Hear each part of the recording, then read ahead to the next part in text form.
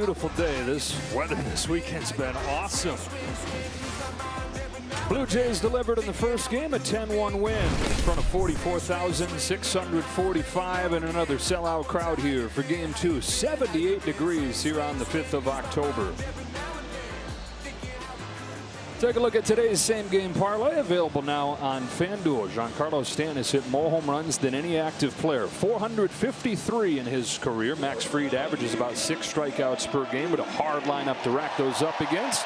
Alejandro Kirk, a safe bet always to contribute a hit. Fox Foresight is powered by Google Cloud. Max Fried takes on the Blue Jays. 7 starts against Toronto in his career. He's got a 2.70 ERA. We say thanks to Google Cloud for powering these real-time insights. It is Fried for the Yankees. It's the kid for the Blue Jays, Trey Savage, who got to the major leagues just 3 weeks ago. Kenny is going to take the ball today. Thanks, Joe. This is only Trey Savage's 4th major league start. But when he says he's built for this, he isn't necessarily exaggerating. His college coach at East Carolina, Cliff Godwin, recalls a game just 16 months ago when Savage took the mound and realized at that time he was coming off being hospitalized with a partially collapsed lung. He was pitching at home in the NCAA regionals against Chase Burns of Wake Forest, who would become the #2 pick in the draft. With all that going on, Savage outpitched Burns, going 7 1/3 innings, allowing only 1 run. Godwin said, "I've never seen a more gutsy performance." All right, Kenny, and I know he says, John, that he's built for this and he's ready, but I got to imagine there's some crazy butterflies going on, right? Oh, absolutely. I mean, you dream of this when you're a kid, but I don't know if you dream of making 5 different stops to get to this point in 1 year. And he's a very unorthodox top of the height of 7.1 feet to deliver a baseball. So hitters don't see that very often. Straight over the top, fastball, split, slider, and so far so good of this youngster pitching at home in game 2. Go get him, youngster, against the top offense in baseball this year. Still trying to get going in the postseason, though. It's the same lineup as yesterday with Grisham, Judge, and Bellinger, Rice, Stanton, and Chisholm. Ryan McMahon's at third, Volpe's at short, and Austin Wells does the catching. Yeah, Trey Savage, drafted just 1 year ago and started this season in A-ball. He said, "I think I've met everybody in the organization already this year," climbing each rung of the ladder. And here to the big leagues less than a month ago. His 4th start comes in the playoff. First couple fastballs are going to tell you all you need to know about his calmness or the anxiety, and this disciplined lineup for the Yankees. It is strike 1 on transition. So the top of the zone, you see the fastball comes out way up high, right? Hitters are not used to seeing it. Top of the zone, if it's called, trouble for the Yankees. He's 6'4", extreme over-the-top arm angle, highest release point in the majors, and that makes it an odd look for hitters. It does, and what you see in his watching some film, he couples that with a great and even better split finger than some people think than Gausman. The Yankees yesterday 0 for 8 against Gausman's splitter. There it is right there. That falls out of the sky. Yeah, it floats. Again, north and south. That's where he's going to be pitching. Top of the zone, bottom of the zone. And that pitch right there is what's given the left-handed hitters for the Yankees all kinds of fits. And because of that pitch, lefty's hitting just 160 against Savage, who's home with a 1-2. And he begins with a strikeout on that splitter.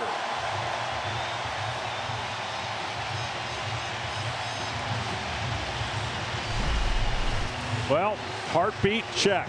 Pitches, check so far. But it's the right-handers that he's going to have to figure out how to get out. He's had less success against right-handers in his short big league stint than he has against left-handers. The good news for him, majority of the hitters are left-handed for the Yankees. Bad news for him is the first right-hander he faces is one of the greatest hitters of all time, and Aaron Judge, who takes a slider outside. Aaron had 2 hits yesterday, but in the biggest spot, struck out with the bases loaded. It's kind of a microcosm of how the postseasons have gone for Judge, chasing a pitch that during the regular season you'd rarely see him budge at. And while he's hitting .400 so far in the postseason, he has just 1 extra base hit, and he's driven in just 1 run. Nope. 3-0. Oh, that's a great slider right there. He needs that pitch against the right-handers, and not getting the call a good patient approach so far for Aaron Judge.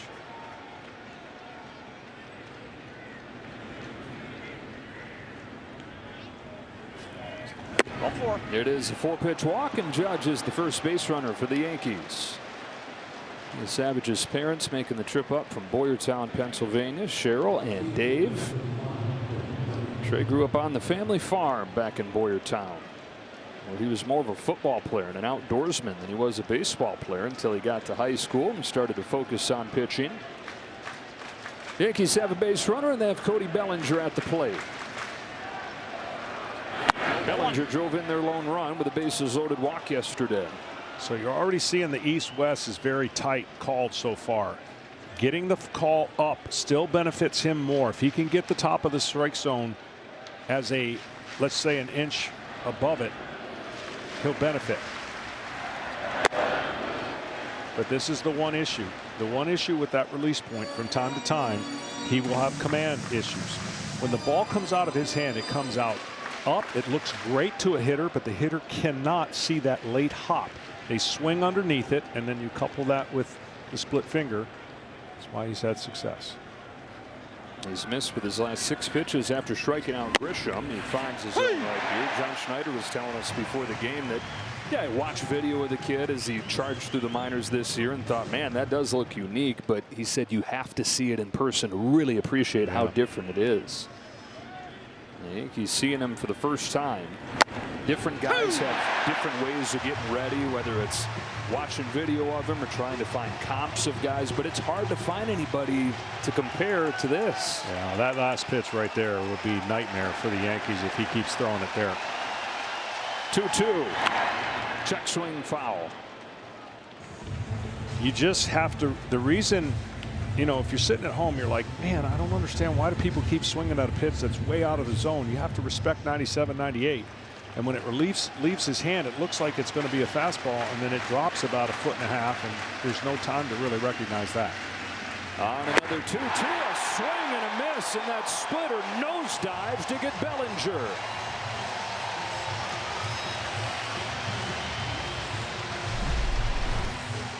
It's straight over the top and straight down, and you can see there are going to be some funky swings. You can't sit on it. You just hope it's a mistake. You tell yourself to see it up, and if you see it up, it's going to stay in the strike zone. If you see it at the knees, it's impossible to be in the strike zone. Ben Rice, this is an interesting one right here, John, because he looked like he had no chance against Gausman's splitter, but Aaron Boone told us he likes this matchup if he gets a high fastball. Yeah, he's got to get that fastball. I don't know how many he'll get today.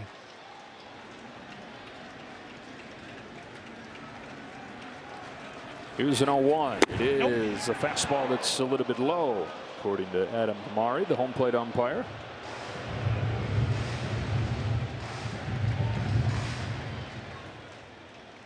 So postseason debut here for you, Savage. Coming off 5 scoreless innings, though, with the division on the line the last weekend. Splitter gets a swing and a miss. It's 1-2. He's got a chance to get 3 Ks in the first.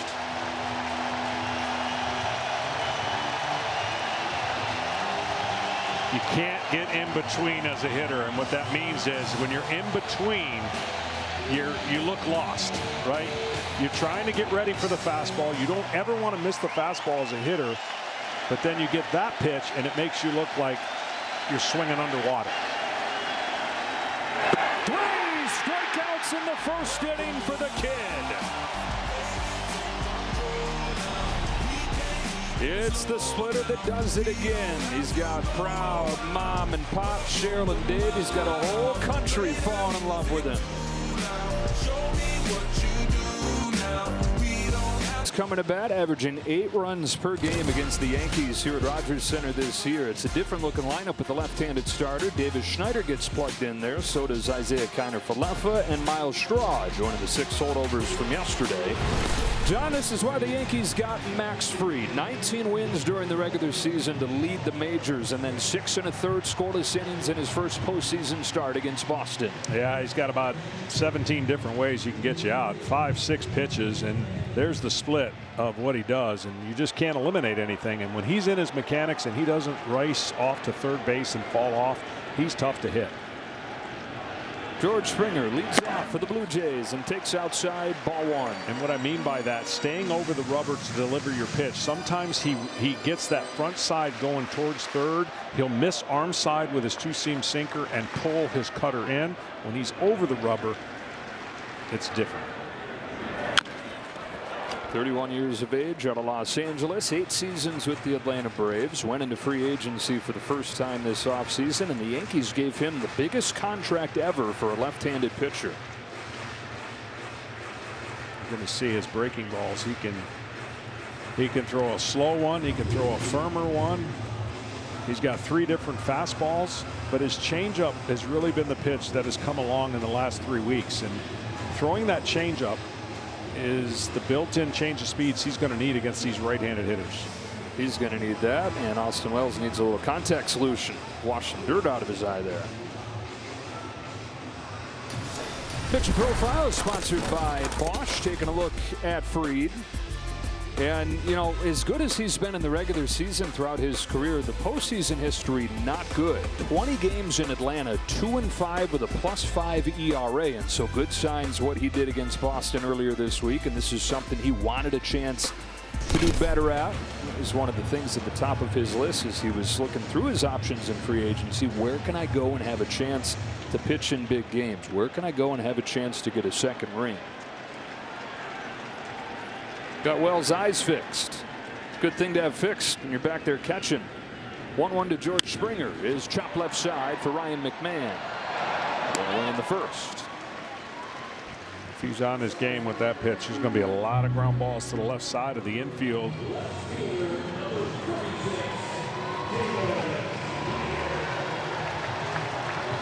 One of the new guys to the lineup today, Davis Schneider, and he's just the next man on the list to the rest of the cast, the unsung heroes for this Blue Jays team this year. He is loving to get his bat revved up and swing hard. I mean, he's one of those guys that you can't look at him when you're pitching because it looks like he's timing up your fastball before you throw it.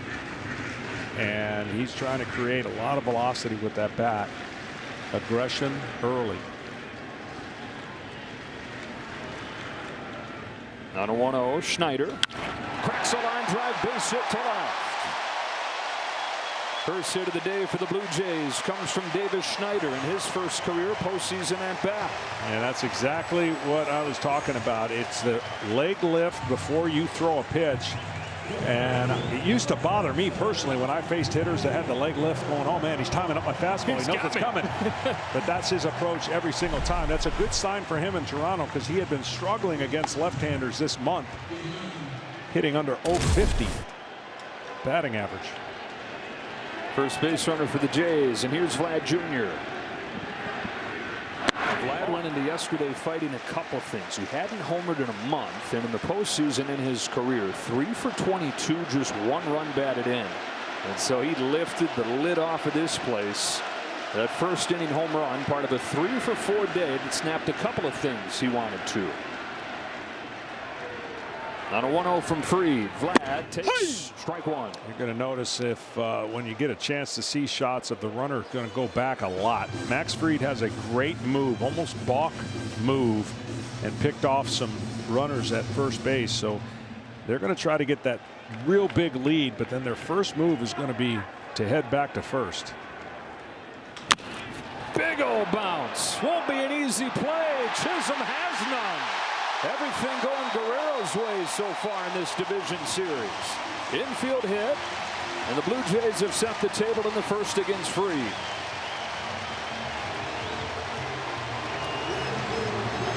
Baltimore chopped north of the border. Yeah, they put the ball in play. So when you put the ball in play, things like this can happen. And the one thing that Max Fried has to do is limit the damage when the runners are on, because they are a momentum offense that clicked from the 5th inning on yesterday, and looking to do that here in the first inning. No hotter hitter than this guy right here, Alejandro Kirk. 2 more home runs yesterday, and after a bad September, he's hit 5 home runs and driven in 9 in his last 3 games. Well, the thing that will concern me is he can go to that vacant hole in second base. Chisholm is right up the middle, leaving a huge hole. Grounds one right at Chisholm. Should be two. It will be to get freed out of this inning unscathed. One of the top ground ball pitchers in baseball. Deuces wanted a good time to make it a scoreless first. Well, as Kenny told us, Trey Savage was saying he feels like he's built for this stage, and he also said he feels like he's at the top of his game right now, pitching as well as he ever has. He makes the biggest start of his life. Strikes out 3 in the first inning. Giancarlo Stanton leads off the second, and a fastball right down the chute. Well, the right-handers in this lineup are going to have to find a way to cause havoc, because right now the rhythm of the left-handers has been neutralized by the split finger. There's a slider. Yeah, slider has a downward action. It actually looks sometimes like his split, but he's going to throw that primarily to just right-handed hitters. 0-2 to Stanton is in the dirt. Struck out 9 in his debut against Tampa Bay a few weeks ago. That was a Toronto Blue Jays record. A bit of a bumpy second start against Kansas City, but then with the division kind of hanging in the balance last weekend, his best start, his first win. Fastball's high, and it's 2-2. See, here's the problem. If you're sitting at home and people are going, why do they keep swinging at it? Why don't they just make him throw that pitch for a strike? Well, left-handed hitters don't want to get beat with fastballs, so you never really think you know for sure if he's going to throw a bunch of those. But yes, conventional wisdom says he's not going to throw that pitch for a strike. So if you took some and you controlled the count, easier said than done when a guy throws 97 miles an hour. The Yankees have not swung at a fastball yet. They've only made contact once on 7 swings. Now the Yankees, even in years where they've not had Giancarlo Stanton at his best during the regular season, the one thing they've been able to count on is that he will show up in October, but still waiting on that version of Stanton this year. 1 for 15. On a payoff pitch. Chases strike 3. Slider gets him. 4 outs, 4 Ks. Well, when you look in the first inning, right, and you see this pitch, it's the same pitch, the same drop, and the same swings by the Yankees. And that's just because the pitch drops so much. And when you see StatCast powered by Google Cloud, you can see these 3 splitters and how they come out. And they just are devastating. That was the slider that got the strikeout for 4 in a row. Chisholm with a half-hearted swing and a pop into shallow left center field. Jimenez caught off by Schneider and a quick out right there.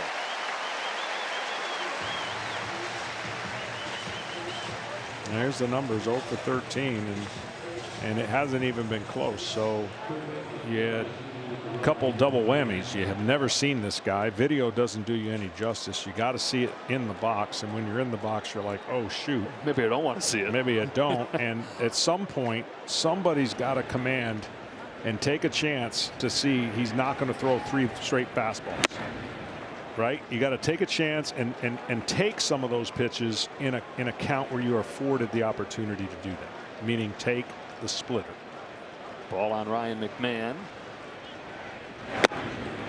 Hey! The splitter. We were asking Aaron Boone about the approach facing you, Savage, and he said, "I tell you this, I know I wouldn't have liked facing him." Said he hated facing guys that had tilt, meaning coming downhill at you. That splitter just butterflies away. 1-2.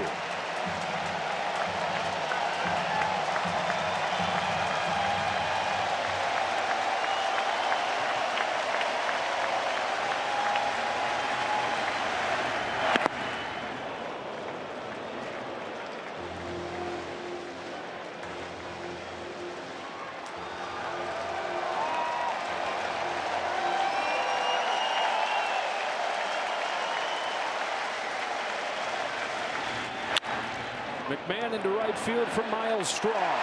Couple scoreless innings for the 22-year-old.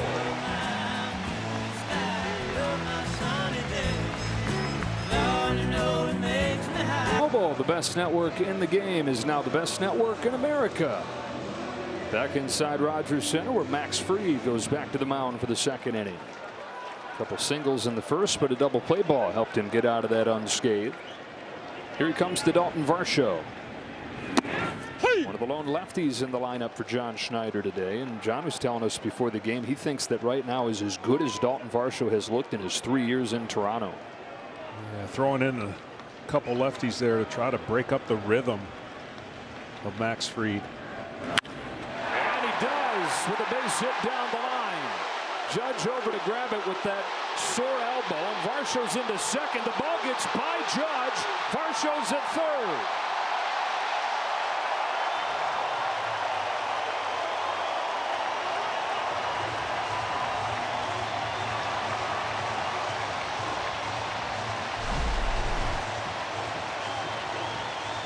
Well, he tries to sweep his breaking ball on the outside part of the plate, and then this ball just hits the wall and gets underneath his legs. And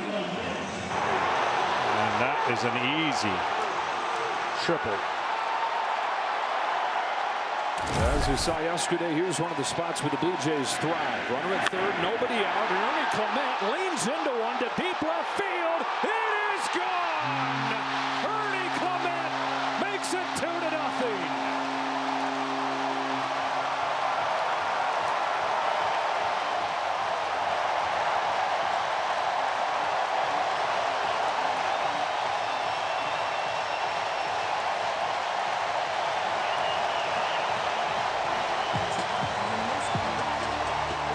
Different guy every night. The story of the Blue Jays. This time it's Ernie Clement launching a 2-run home run to start the scoring.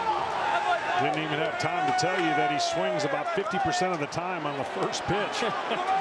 That's how quick those two things just happened. Kiner for Laffer. He does, and he makes a ton of contact. There's not a lot of power in there, but hits this ball out. His first home run in almost 2 months.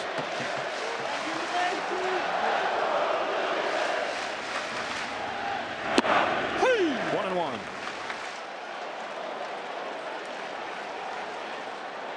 Kind of for Laffer, who started just 7 games after coming back to the Blue Jays at the end of August. And there today against Fried. Loading up the right-handers. Chopper. At first, it's Rice. And there is the first out of the inning. Yeah, he just reaches out and watch how it looks like he's off balance, but he catches, his hands stay behind even though his body looks like he might be fooled on that breaking ball, and enough topspin lob there to get that ball to carry. They said the ball carries down the lines here really well, and we've seen evidence of that now. Not sure from our vantage point yesterday we thought Guerrero's ball was going to go as far as it did, and that one, same thing.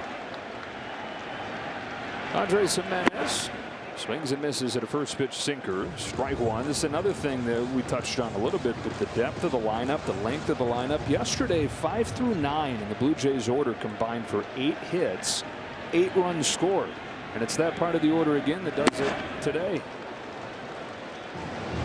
You got the stars at the top. You got Guerrero. You got Bo, who's not even in there today. But it's the team rounding it out down at the edges of the roster. Yeah, you're probably, if you follow baseball, you don't know a lot of these guys. Well, maybe in a month you're going to know a lot of them. Jimenez down on strikes. Down to the field. Here's Ken Rosenthal. Well, Joe, Ernie Clement was released by the A's in March 2023. He said it was eye-opening. It forced him to realize that his career might be over. And he said to himself, if someone gives me a chance, I promise them I will not let them down. Well, he didn't let down the Blue Jays, the team that gave him the opportunity. 35 doubles this season, second on the team, and he's a candidate to win a utility Gold Glove. Miles Straw sends one in the air to left center field. This will be routine for Cody Bellinger. And that's that for the Blue Jays in the second. Jays out homering the Yankees 4-0. He gives them to Jordan, acting like he's been there before.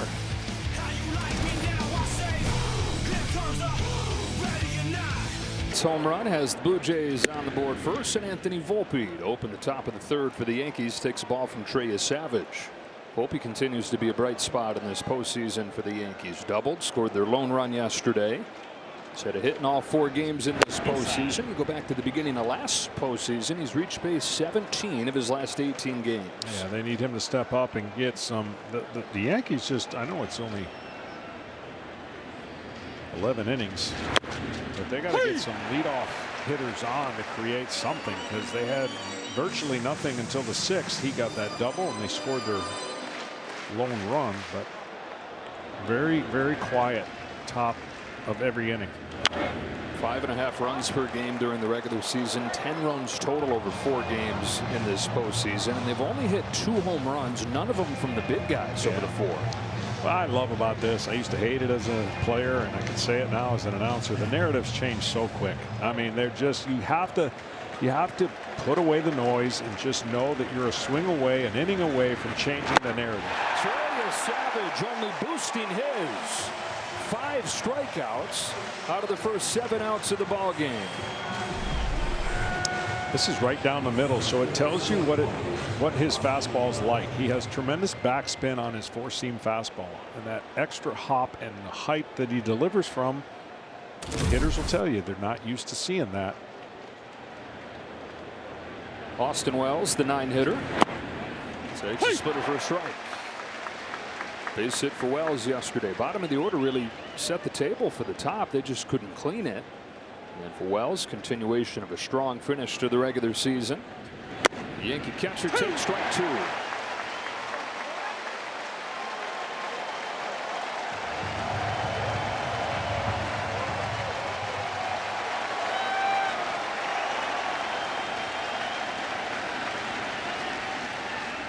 Strikeout number 6.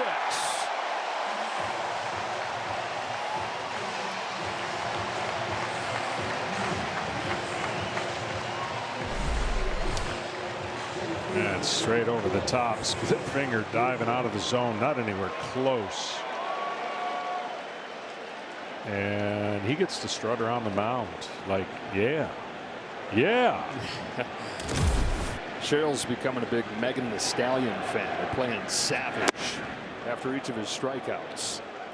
A ball on Trent Grisham. Okay, so the Yankees get their first look at him. Doesn't go well. Now coming up, having gathered a little bit of information.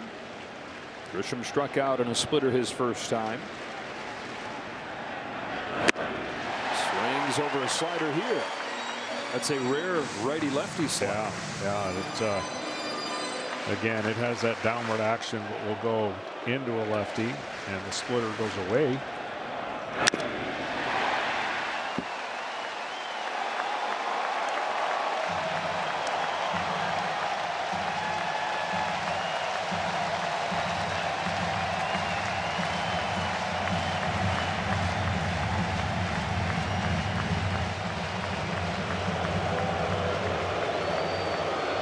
Grisham takes time.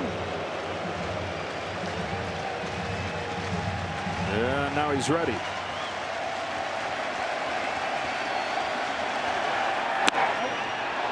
If I told you going into this inning he only threw 8 of 31 pitches in the zone, you'd say, oh man, maybe he's walked some guys and they got traffic.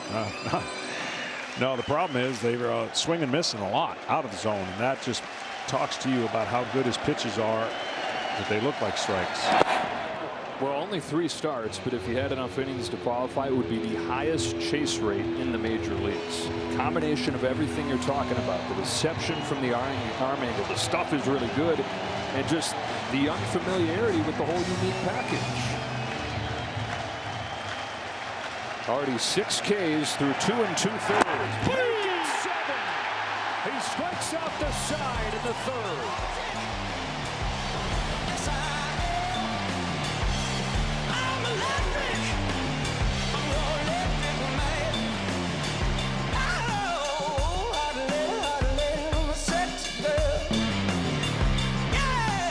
Center, Blue Jays leading 2-0. We are here with Blue Jays manager John Schneider. John, Trey Savage, 7 strikeouts. What has impressed you the most so far? His demeanor, to be honest with you. You know, it's obviously a big stage. 22-year-old kid. He's throwing strikes. And really commanding everything really well, which we kind of wanted to see coming into it, and so far so good. His delivery is so unique for a team like the Yankees that has never seen him. How much of a challenge do you think that is? Yeah, I think that can be a thing, you know, with a veteran team, you know, who can game plan really well. So like anything, you know, you got to watch and see if they're making adjustments. But it's something it's tough to replicate, you know, from video or traject, whatever you want to call it. But it's a pretty unique look for sure. Finally, Ernie Clement. What should fans know about him? He's a baseball player, man. You know, we got a lot of those guys. He brings the same energy every single day. You know, elite bat to ball skills. He kind of let him up in those spots where you got to put the ball in play, you know, after bars triples. So he's a gamer, does everything defensively. He's turned himself into a really good major league player. John, thanks a lot. Joe, back to you. All right, Kenny, Davis Schneider here after George Springer lines out in the first pitch of the third. 2-0 Blue Jays on the Clement home run. Schneider was singled in the first inning. On this 1-1 from Max Fried, takes strike 2.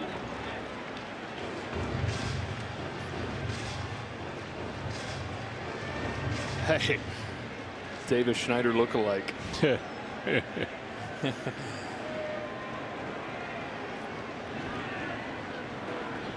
Outside. Schneider became kind of a folk hero right away with the best first impression in Major League history. Hit a home run in his very first at-bat over the Green Monster and didn't stop there. His first 3 games in Boston that weekend, he had 9 hits.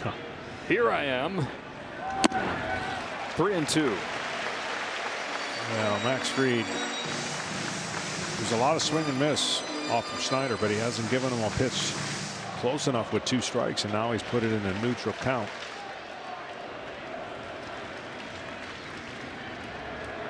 Here's his payoff. Nope. Lays off for ball 4. Most patient guy in this aggressive Blue Jays lineup. Earns the walk. First one of the day is shoot by Fried.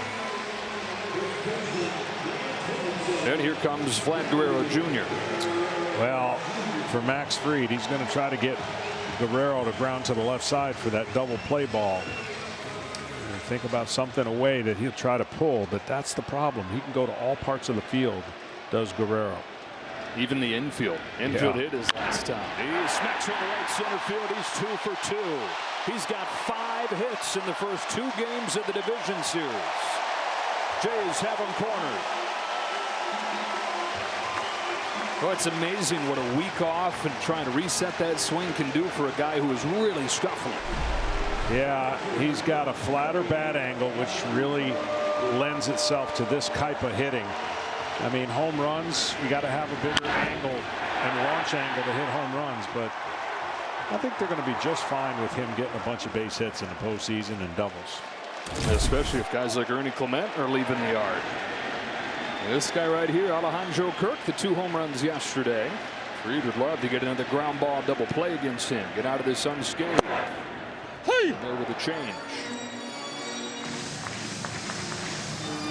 A changeup has been the pitch that Max Fried has leaned on down the stretch. Hit a 1.37 ERA over his last 8 starts. And the changeup, opponents were 2 for 33 against in that time. Oh.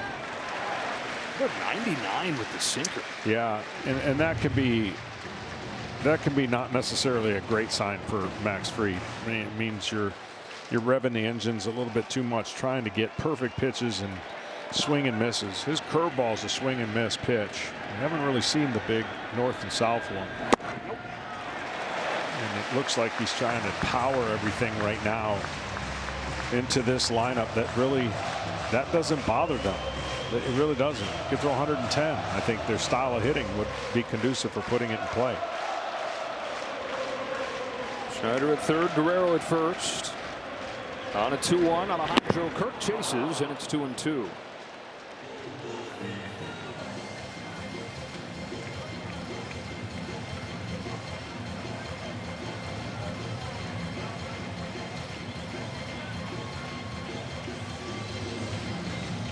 Alejandro Kirk, the best 2-strike hitter in baseball this year. The league average with 2 strikes is 170.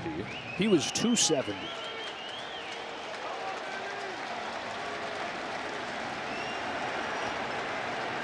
First and third, one away. 2-2 pitch.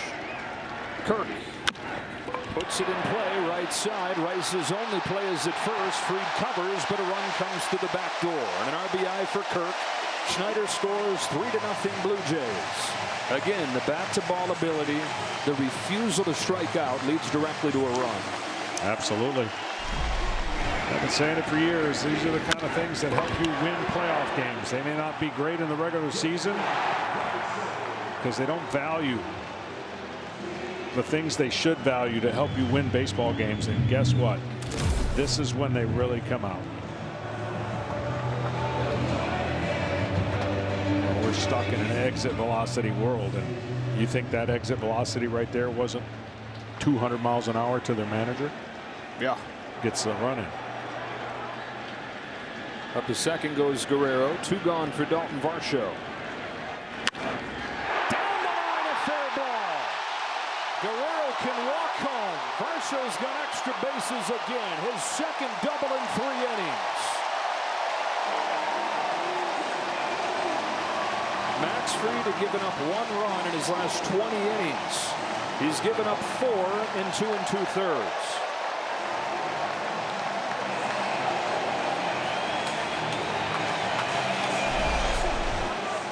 Right down the line, and Varshaw's not messing around. He's not going to get deep in the count with a guy that has 5 different weapons. So, man, the amazing offense with runners on is just amazing. Let's get a quick word from Loan Depot. Rates are dropping. Now may be the best time to buy a new home or refinance. Check out the site now to see how Loan Depot can help. But seriously, this is only a 10-second ad, so you should get started now.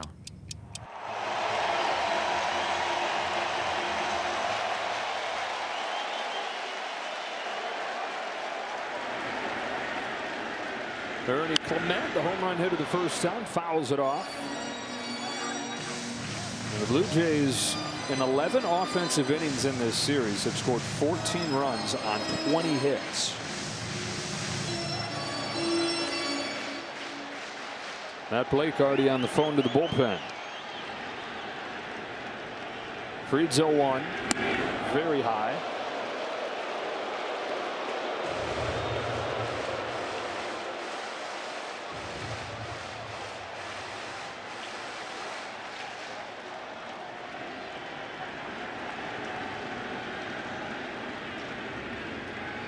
The 1-1 pitch.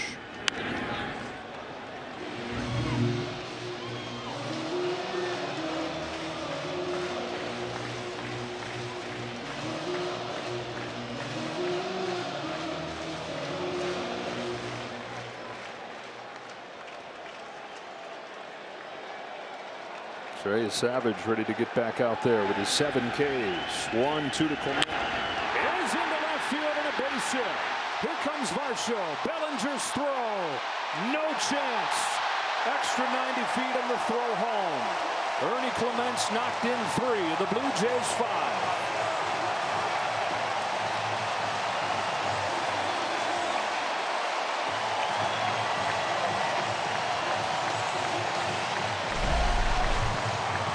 Well, 2 strikes, doesn't matter. Middle of the plate, they're going to put it in play. And you get a great jump with 2 outs, obviously, when you're a base runner. They got to their magic number already. When they score 5 runs, what was it, 72-4 now? 71-4 going into yesterday. And on the other side, the Yankees haven't been able to touch pitcher they're trying to play catch-up against. Curveball, which we've not seen much of from Fried, misses high and visibly frustrated as the bullpen gets going in Cruz. It's a pen that got shellacked yesterday for 8 runs. And the day where things were supposed to change given the starting pitching matchup. More the same. Into center field, Trent Grisham. 2 in the second, 3 in the third for Toronto.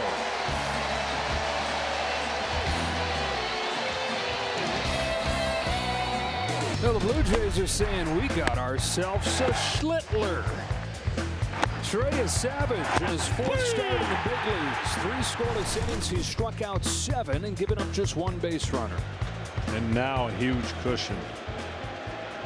Aaron Judge, the lone guy to reach against him with a 4-pitch walk his first time, takes a strike. How's this shift your mentality when you're up 5-0?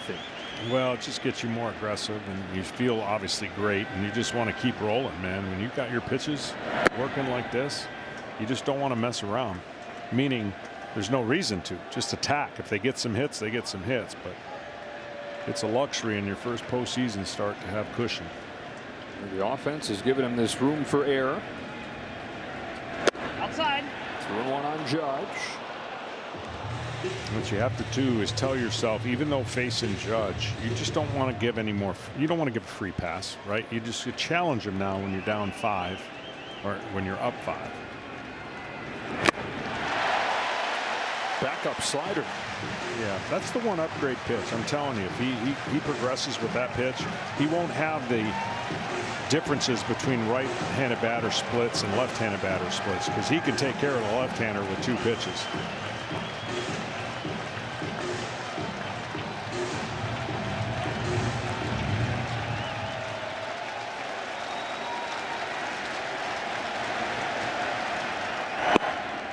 Three and 2.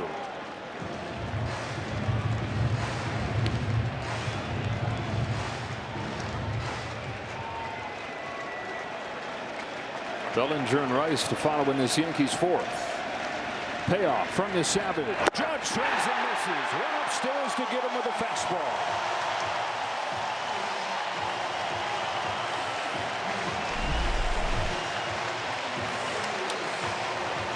That's what I was talking about earlier. See, that ball looks like it's hittable to a hitter right about there, and then it's like, oh no, because you can't get the barrel of the bat on a level plane on a fastball that high and that velocity. Most extreme over-the-top arm angle in baseball. Outside. Outside on Cody Bellinger.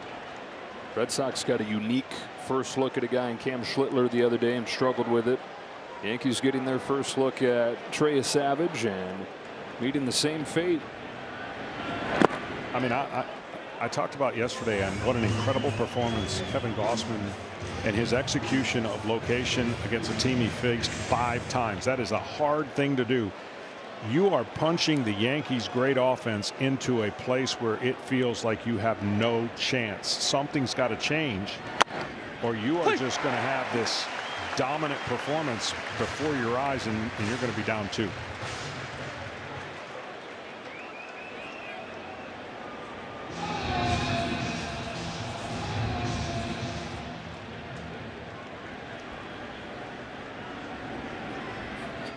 Inside. So how do you change it? Well, you change it by turning around one of his fastballs. I mean, he's going to give you plenty of fastballs to hit with a 5-run lead, and it's the ones you choose to swing at can't be above the letters. Zap the letters, popped up in foul ground. It'll reach the seats. 3 and 2. Our ALDS coverage will continue next with Game 2 between the Tigers and the Mariners. The Tigers did it again last night, doing just enough to win in 11, and then National League, after taking today off, resumes tomorrow. Dodgers, Phillies, Cubs, and Brewers on TBS. Because right now he's got his chest out saying, you can't hit my fastball. Yeah. And until somebody does that, it won't change the narrative that he has this feeling that you can't touch it. He strikes out another former MVP. Unreal.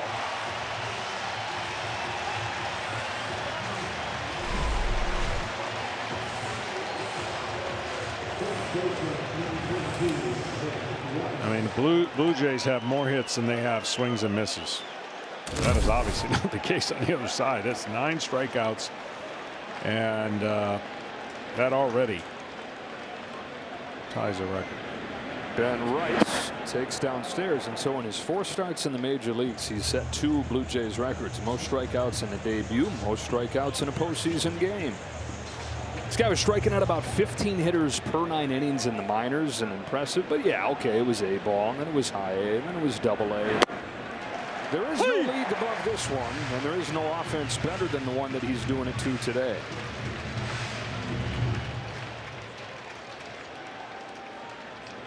Is 1-1 to Rice. Fastball sizzles in there, strike 2. He's looking for a 6th consecutive K and a 10th in 4 innings.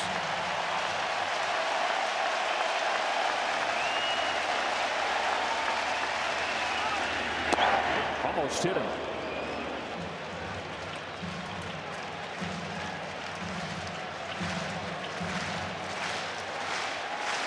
I would think a splitter's coming right here. Bryce has had no chance against that pitch. There it is! Complete, utter dominance.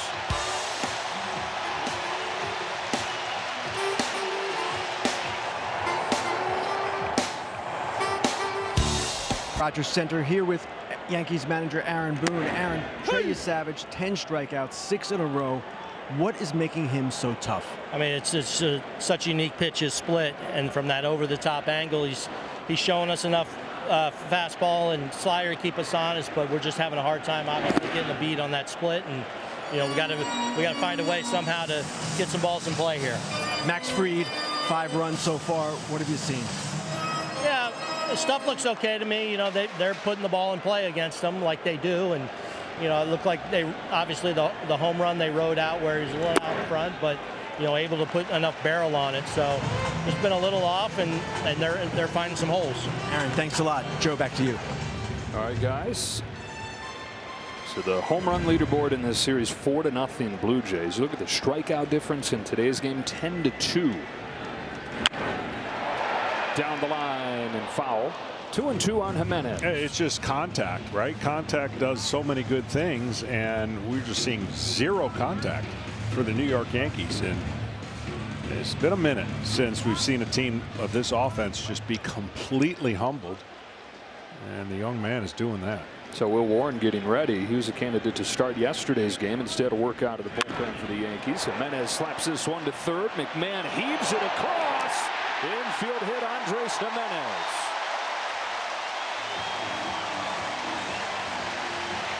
Another 2-strike hit. It's got to be so frustrating for a pitcher to face a lineup like this. It is, but the one thing you can say is Max Fried has the stuff to get quick outs and ground outs, and right now he just hasn't made as many good pitches in areas against a team that can do. Look, it's strength against strength, and it's all about execution at this time of the year, period. And right now you got one team executing absolutely flawlessly, and the other team is just like, they look bewildered. The 9-hitter Miles Straw, who is second in the American League in sacrifice bunts this year.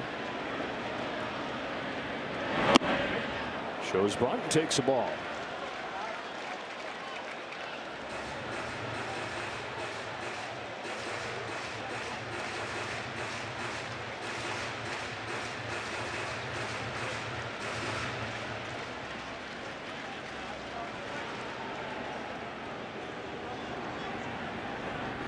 Oh, 2-0. Straw came over in a trade this offseason. Last year he was with Cleveland, but he spent the whole year in AAA. And so new life coming here to the Blue Jays. A really important piece for him when Dalton Varsho went down with his injuries. Below average as a hitter, but one of the best defensive outfielders in the league. And this is what he does really well, but unable to put it down in play here. 2 balls and a strike on Straw.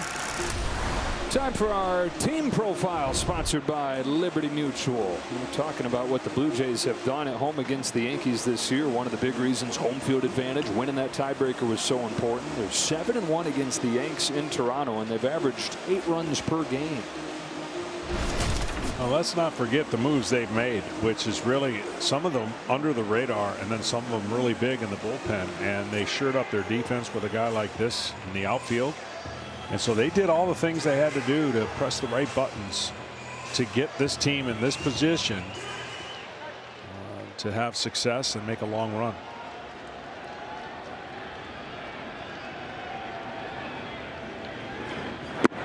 That's ball 3. And then there's also the moves that they didn't make, because a lot of last season falling apart was their star players being bad. George Springer, Bo Bichette had down years. Alejandro Kirk was not himself. They could have went out and tried to spend over those problems and just get an entire different set of guys in there, but they counted on bounce backs from those guys and have gotten them from all of them.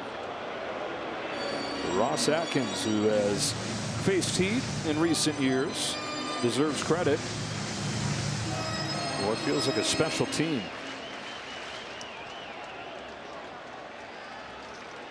It's gone to 3-2 on Straw. He was up there to sacrifice. Now he will swing away and take ball 4 instead. First 2 have reached 8 and 9 in the order. Let's check in with Kenny. Joe, at the start of spring training, it was difficult to imagine the Blue Jays reaching this point. Vladimir Guerrero Jr. was potentially a free agent, as was Bo Bichette, and we'll get back to this after the change. All right, as Aaron Boone comes out, and this sellout crowd is going to let Max Fried hear him.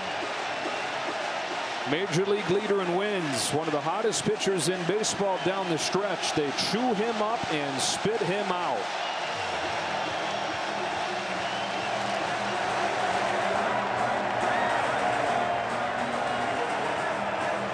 The Fox Super 6 MLB Playoff Challenge. Download the Fox Sports app right now and enter for free for a shot to win your share of $10,000 in cash prizes. See the Fox Sports app for details.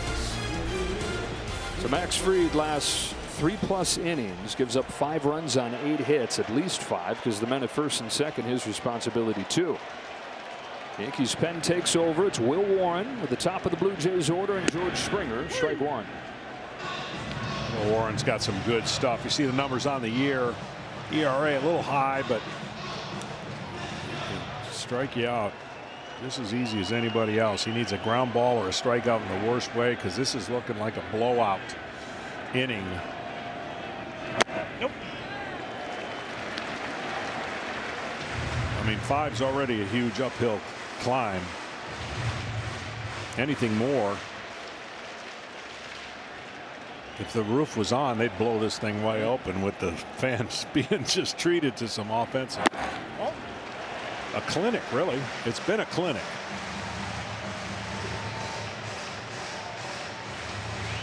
Top runners in scoring position team in baseball this year. The second best team in franchise history at a time when averages are way down across the league. 292 with runners in scoring position. Historically good for the Jays. And that has continued into the postseason.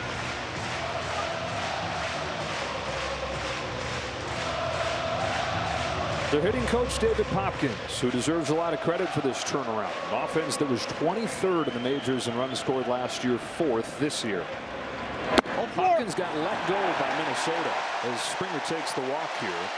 Comes over here to the Blue Jays, and no matter who you ask in the Blue Jays organization about this offensive turnaround, Popkins' name comes up. And the way that he's given each one of his hitters the freedom to be whoever they are, to do whatever makes them them, instead of having necessarily one plan and one style for each hitter. Do what makes you good has been his message. Schneider with the bases loaded. Watch out, first pitch, boy. He didn't get anything close. Right now, Warren, velocity's there, but after the first pitch strike, that's 5 in a row now, and nowhere to put anybody else.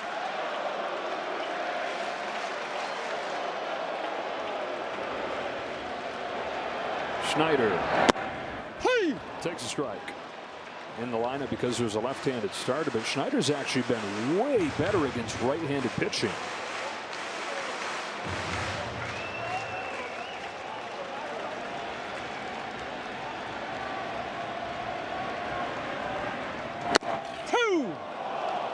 One and two.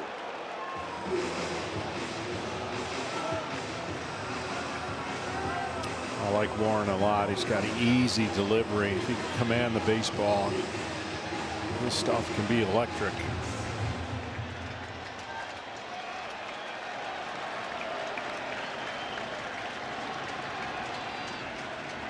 Here's his 1-2. It's in there to get Schneider. One away. Guerrero. That's a rare strikeout because the bat really never left the shoulders. There was no swing and misses in that strikeout. And there haven't been many swing and misses, period, by the Toronto offense. Vlad Jr. 5 for 6 in this division series. His last 8 games against the Yankees, he's hitting above 600. He's such a rhythm hitter. You see where he starts with the bat, but then he gets the bat in position. Again, he's not going to launch and lift. He's going to attack the angle, more line drive. Think about growing up in that household and having hitting be seen and taught in a different way than what the guys are being taught today. He's a comfortable, confident hitter when his mechanics and timing is on plate. A 2-0. Vlad takes a strike. Growing up in that household, not growing up in major league stadiums, major league clubhouses. He'd follow his dad everywhere, and he'd be a 6-7-year-old kid making the big leaguers say, "There's no way." Yeah. Tell me how old this kid is. Watch his foot tap. That's the timing of when he's on time. He gets that short toe down and ball. Baby, goodbye. Vlad Jr. strikes again.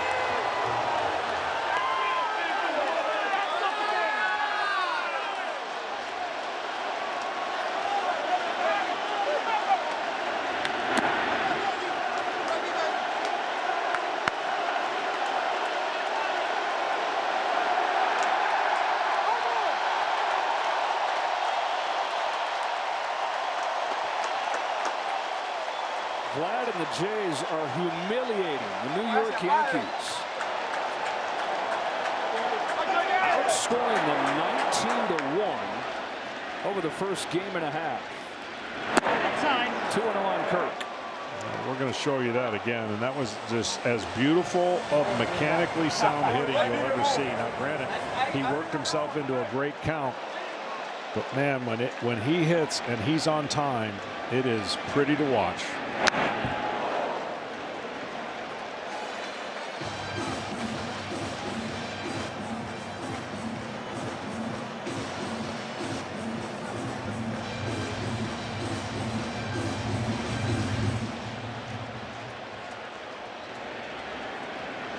Can't even keep up on my score sheet trying to document all this.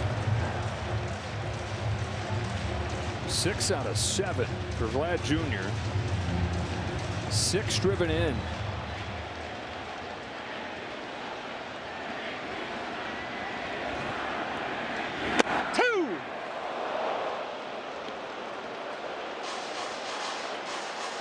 All the talk for some of these hitters was, man, we got to get Vlad going. We got to get him going. He's struggling the last 2.5 weeks. Well, 6 days. That's all it took. Jeez. 6 days off. And an injection of this postseason environment. Kirk through the right side. You were talking about that when he was up last time, that big hole on the right side. Take us back to what you're talking about. Yeah, I want you to watch how simple this is, the timing mechanism. See, he gets it down and then he loads up. And when he was off, that timing was off. And that's all it takes. Every hitter has a mechanism to start the angle of the bat and create power. And that is as simple and as standard for Guerrero as you'll ever see. It's not a big move. It's not a high leg kick and put the foot down. It's just a simple heel to toe and then let your hands go. He's so sensitive to that timing, but when it's locked in, there is no more dangerous hitter in baseball. Yep.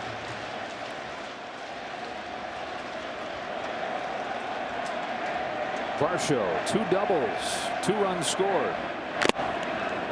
Yeah, I'm good. Yep. Piece of the home plate umpire. Adam Amari's okay as Austin Wells checks on, but we get to listen in. Feels like weeks ago when this was a 2-1 game. Yeah. I was 6th inning yesterday. Getting ready to say that whole thing flipped on its ear, and that guy right there is a cage. He's a caged animal. He wants to get back out there. He's waiting a long time. And whenever you wait a long time, one or two things have happened. You're getting a ton of runs, right? And you got to go back out and get your rhythm going again. Or there's been a rain delay. And obviously, it's not a rain delay. It's a ton of runs.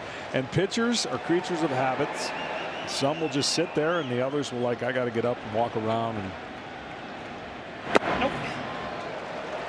He's got 4 no-hit innings. I hope that he doesn't kill his time by eating a Zach nut. No. He will not be doing that. They don't even have that anymore. I don't think they have him in Canada No, either. not in Canada. Or maybe only in Canada. What do we know? For the folks that don't know, John once lost a no-hitter thanks to a Zach nut. They're going to lose this ball. Somebody's going to find it as a souvenir. They're handing them out like hotcakes. It's 11-0 Blue Jays as Varsho goes deep.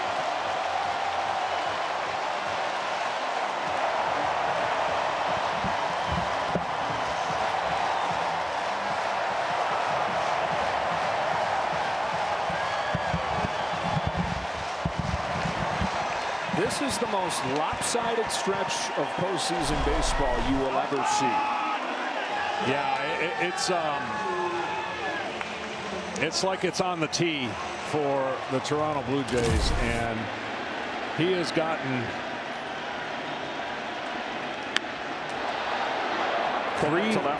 three-fourths of the cycle, the hardest 3 out of the way. Well, you know what? They didn't give that a triple, did they? I made it. It's a triple on my scoreboard. Okay. Scorecard. Cycle watch for John. I don't know why they would give that an error on a tricky ball that got by him. So I'm going to say they changed that to a triple. Okay. And if he gets a single, we're going to document it here at Fox as a cycle. So you'd like me to call it, get my best cycle voice going, and really go out there for you, make it real. I just realized that you looked at me like he doesn't have a triple, but he does on my scorecard. Yeah, well, hey, then it's real. Kind of for left, huh? He's the only guy in the Blue Jays lineup that has not scored a run in this game. And I think we could give a million guesses on who is the only player to get a cycle in the playoffs. Brock Holt. Yeah, way to go. I need less than $1 million. Wow. Nailed it. Against the Yankees. All right, Vlad Jr. Oh, man. What a moment. What a team this is looking like it is.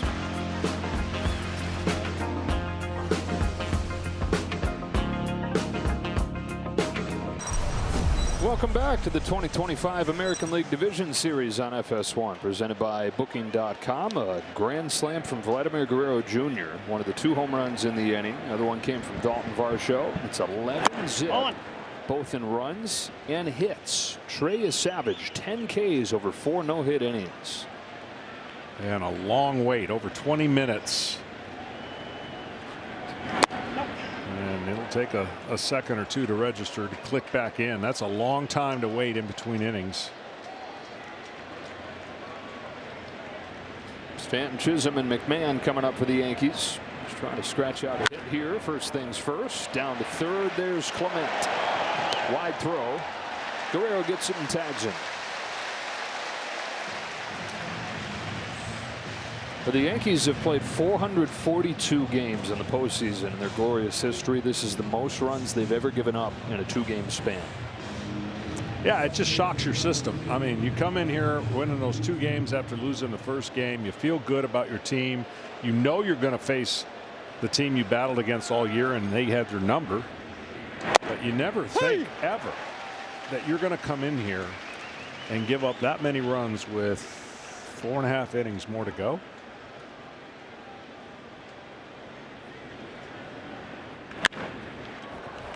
Off Guerrero and into right field. Chisholm aboard. We'll see how this is ruled. And what do you think? You got hit or error? I mean, they're going to give it an error if they're smart.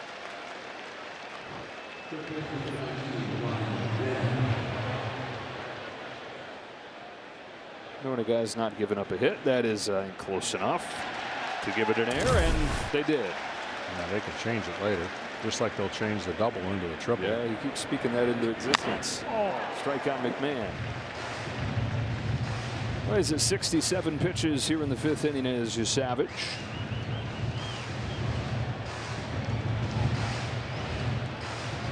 He's 22 years old. And you could already see a big difference, right? That 20 minutes, it's just taken him probably about 6 inches off his fastball. Already more contact in this inning than we've seen probably in the whole game. 2.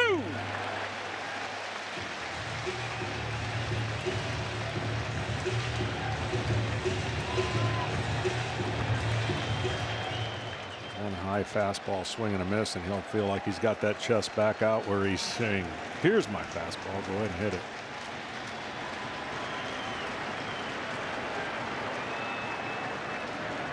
Nope. Good take on a splitter.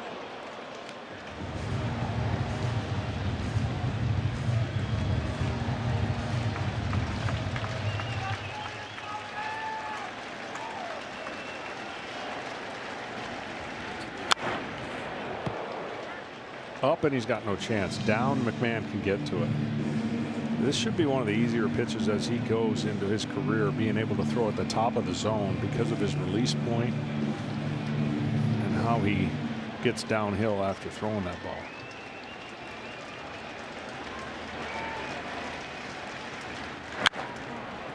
Pop fly, left side of the diamond. Clement into foul ground, has plenty of room. He's got it. 2 out. Make your voice heard. You can vote now to select the 2025 All-MLB team presented by MGM Rewards. Your chance to be part of history and honor this season's top performers. Terms and conditions apply. Go to MLB.com/AllMLB for details. 2 outs, and here's Volpe.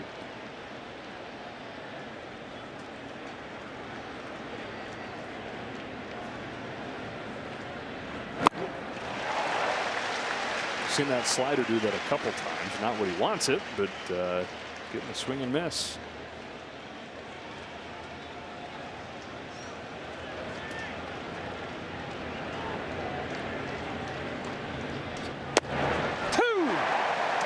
One hit off of a splitter in this series. 0 for 19.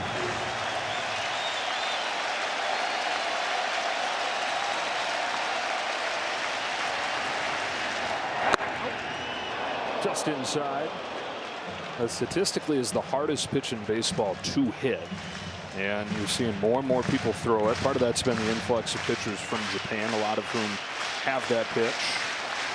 But a copycat league. Other guys picking it up too. 11 runs for the Jays and 11 Ks for Trey Savage.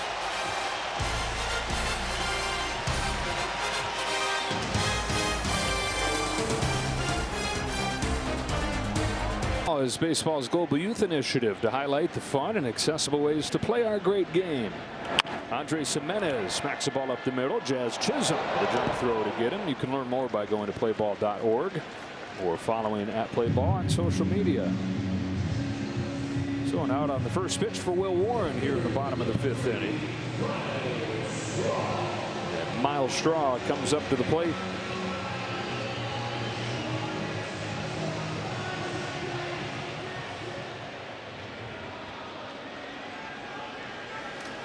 Walked and scored a run as part of the 6-run 4th. This is the kind of game where each manager can pretty much do whatever they want, get some at bats for people. I mean, if this game stays like this, Aaron Boone is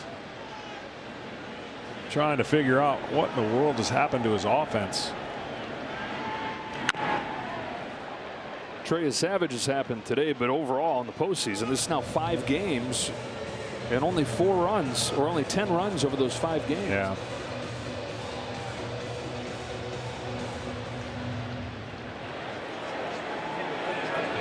Trey staying loose, ready to go back out there for the 6th. It'll be Shane Bieber for the Blue Jays in Game 3. And it looks like Bieber will be trying to pitch him into the championship series in the Bronx. Carlos Rodon will counter for the Yankees. Looks like Bieber's probably going to have the same thought I would have. Yankees are going to think I'm easy compared to the, All right. the two guys I just faced.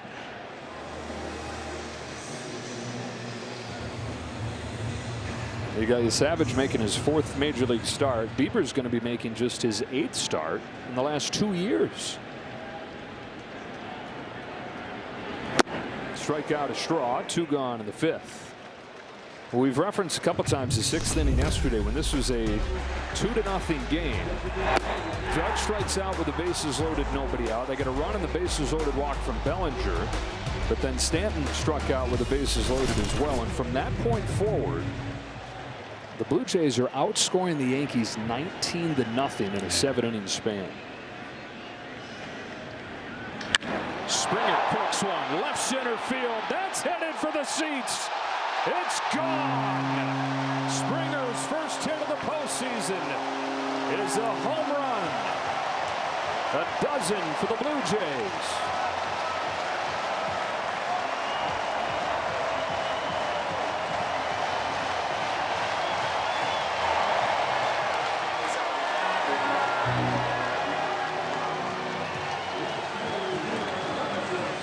It's the 20th of George Springer's postseason career.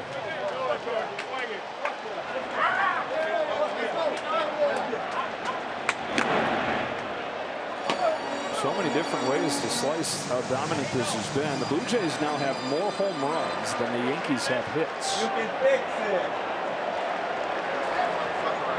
That jacket. It's gonna be smelly, isn't it? Send that to the dry cleaner. That jacket's getting a workout. Yeah.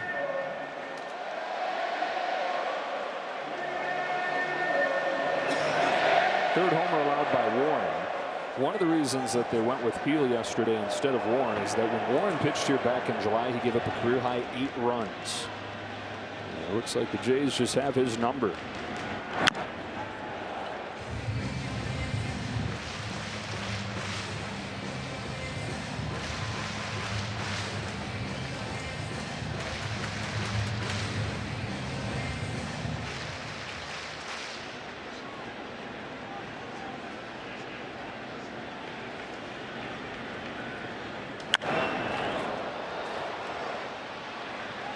Rice is out of room.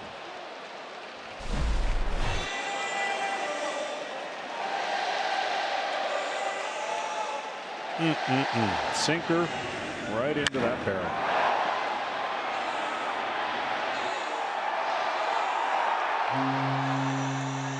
Blue Jays have tied their franchise record, 4 home runs in a postseason game.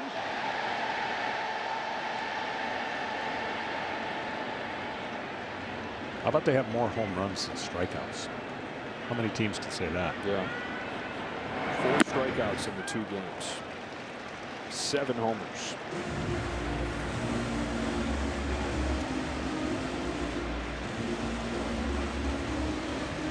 I beg your pardon, 5 with Straw's strikeout earlier in this inning.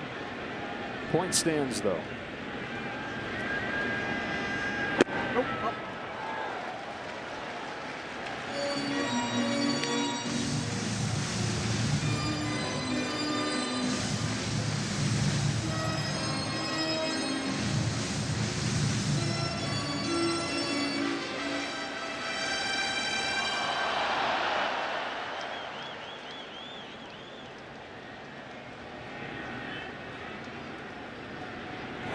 Schneider's down on a high fastball. And so are the Blue Jays in the 5th. Springer tees off, and it's 12-0. It's a postseason game? Just tell Siri, show me the upcoming MLB schedule. Trey Savage gets a swing and a miss from Austin Wells to open this 6th inning. He's got a no-hitter intact with 11 strikeouts, although he's at 77 pitches, the most that he's thrown in the majors. 96. Wells into shallow center field, maybe. Either way, it's going to be an easy one for Jimenez.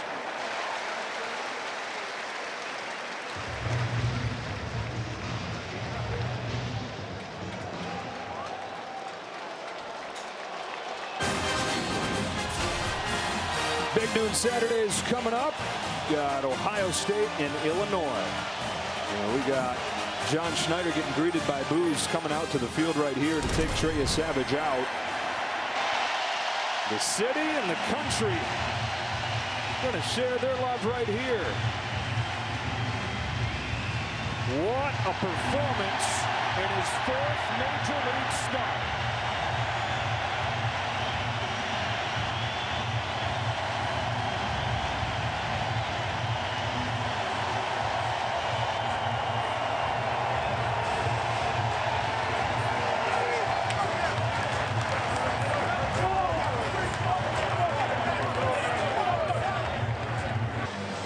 Trey Savage getting high fives from everybody, his managers, all his teammates in the dugout, and a curtain call on his first postseason start. Yeah, I think part of that, and obviously that's the greatest feeling in the world for his parents. You can't even imagine what that's got to be like. But I think taking him out is pretty much telling you that not only is the game well in hand, that they could think about Game 4 and a usage out of him in Game 4 if it goes there. So pretty easy decision, even though he hadn't given up a hit. Game 4 is scheduled to be a bullpen game for the Blue Jays. Hey. Strike one from Justin Brule. The Yankees still searching for their first hit in a game where they trail 12-0. Brule is a bit of a surprise to make the roster, but he has one important quality against these Yankees. That is, he throws with his left hand. He throws way across his body, which makes it even tougher on the left-handed hitters.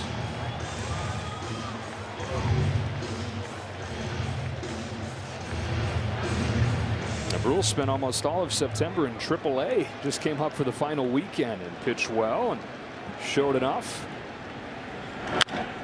Grounded to first. Backhand Guerrero feeds Brule. That's not an easy catch, but he makes it. Ken Rosenthal is up in the crowd with some special and very happy guests. Absolutely, Joe. We're here with Dave Yasavage and Cheryl Yasavage, the parents of the man who just made some postseason history. Dave, what was your reaction watching that? Oh my gosh.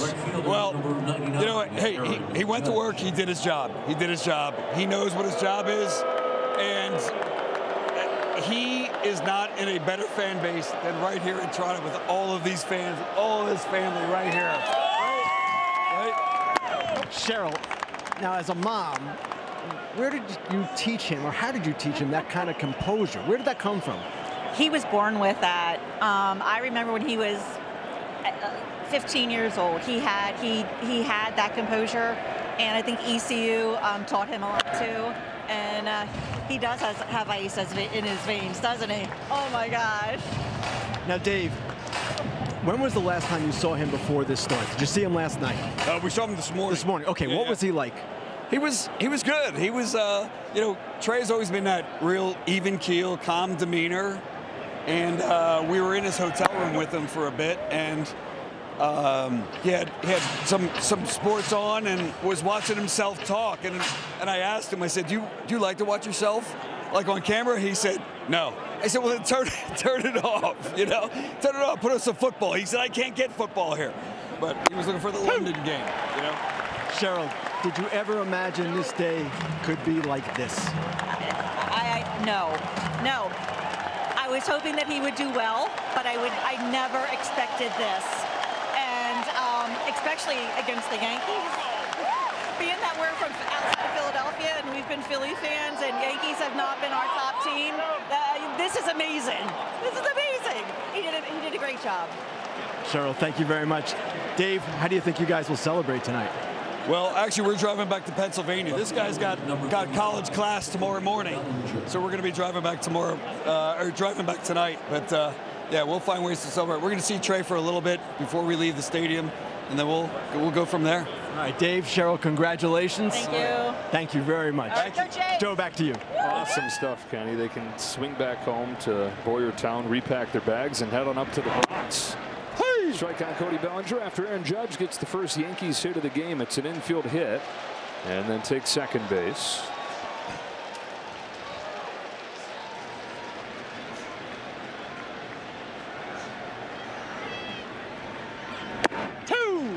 The next best thing to having that moment yourself has to be watching your kid have that moment. Yeah, The anxious, uncontrollable, can't control anything, rooting at home and just wanting him to do well. Well, he did. Bellinger crushes the ball down the line and gone. The Yankees get on the board on a Cody Bellinger home run. It's 12-2. Bellinger, the best lefty hitter in baseball this year. Connects on one right here. First home run of the postseason.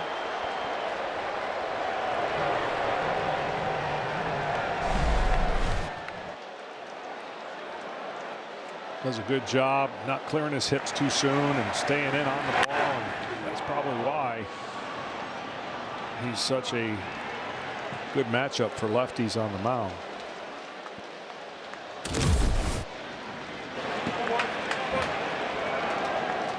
Ben Rice with 2 away.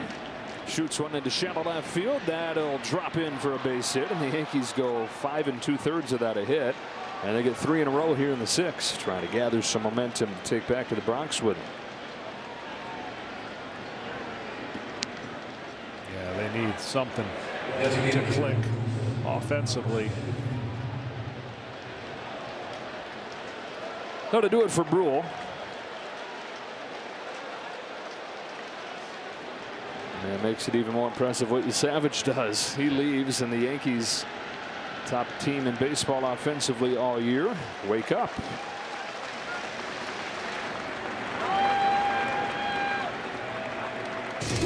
Our game summary is sponsored by Chipotle. The Blue Jays today hit 5 home runs.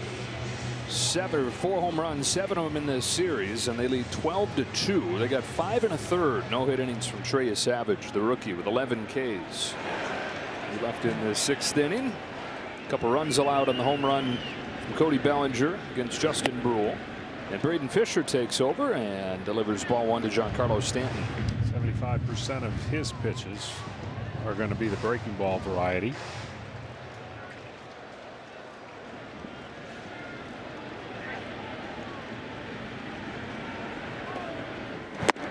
Fisher made his debut back in May and has been one of the nice surprises for this bullpen that's helped them take off.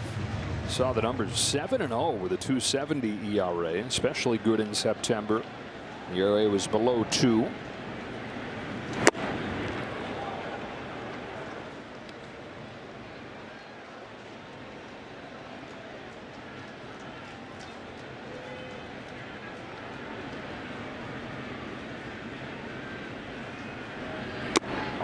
That's ball 3 on Stanton.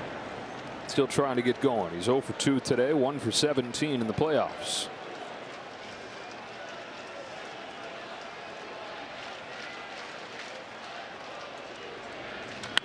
Breaking pitch, yanked down the line. A fair ball headed for the corner. Schneider digs it out. They will stop Rice at third. Stanton's got a double. His first hit of this series. That's 4 in a row for the Yankees. 4 in a row with 2 outs.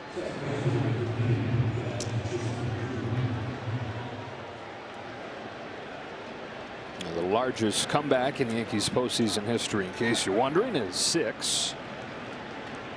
Trying to pull off the greatest comeback in postseason history, period, here. Getting a couple of runs on the home run, making a little noise here. Continue with 2 out. Jazz Chisholm stands in. 0 for 2 in this game. 1 for 6 in the series.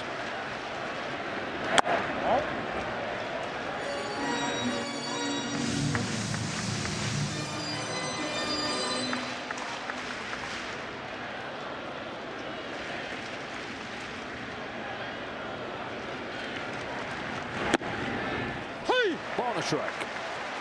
There's that big breaking ball. Jazz has yet to really get unleashed.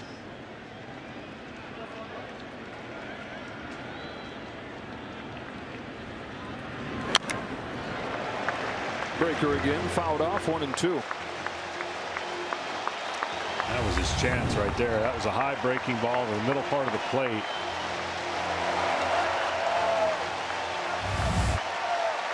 And now Fluharty gets loose.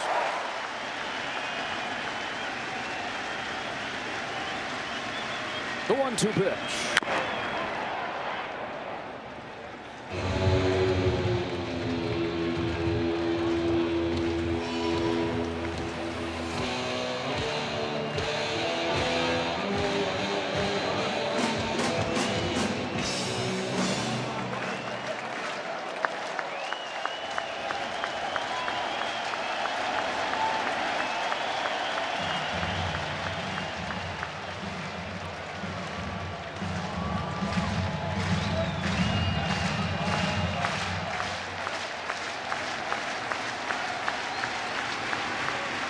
Another 1-2 to Chisholm. Is swung on and missed. There's strike 3.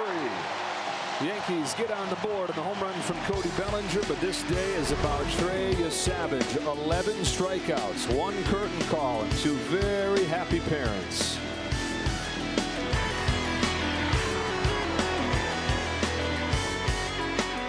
What do you think about the weight of the expectations that came with being Vlad Guerrero Jr. just having his name showing up with the Blue Jays in 2019? He's been a perennial all-star. Still weight on his shoulders, though, coming into this postseason, because this is the one thing he's not done. He's not delivered in October, but has done that in bushels first 2 days here. Grand slam his last time as part of a 6-for-7 first 2 games. It's just an incredible start.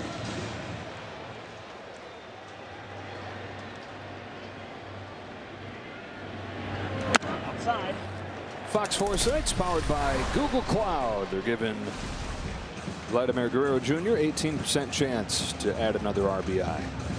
Only Blue Jays player with a 5 RBI postseason game, Tony Fernandez, in one of the craziest playoff games ever.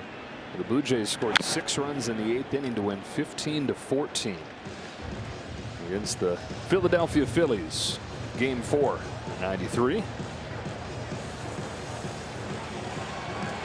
Yeah, he's only going to have really 2 at-bats to do it, unless they decided to take him out. But doubt that'll happen. Try and drive himself in. 2-2. In the air to right center field. Grisham says that he's got it and does.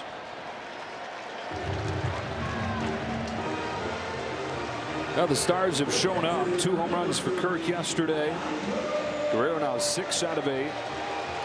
And we talk all about the depth and the supporting cast, but this time of year the Stars got to be stars, and 2 games in, 2 stars have been.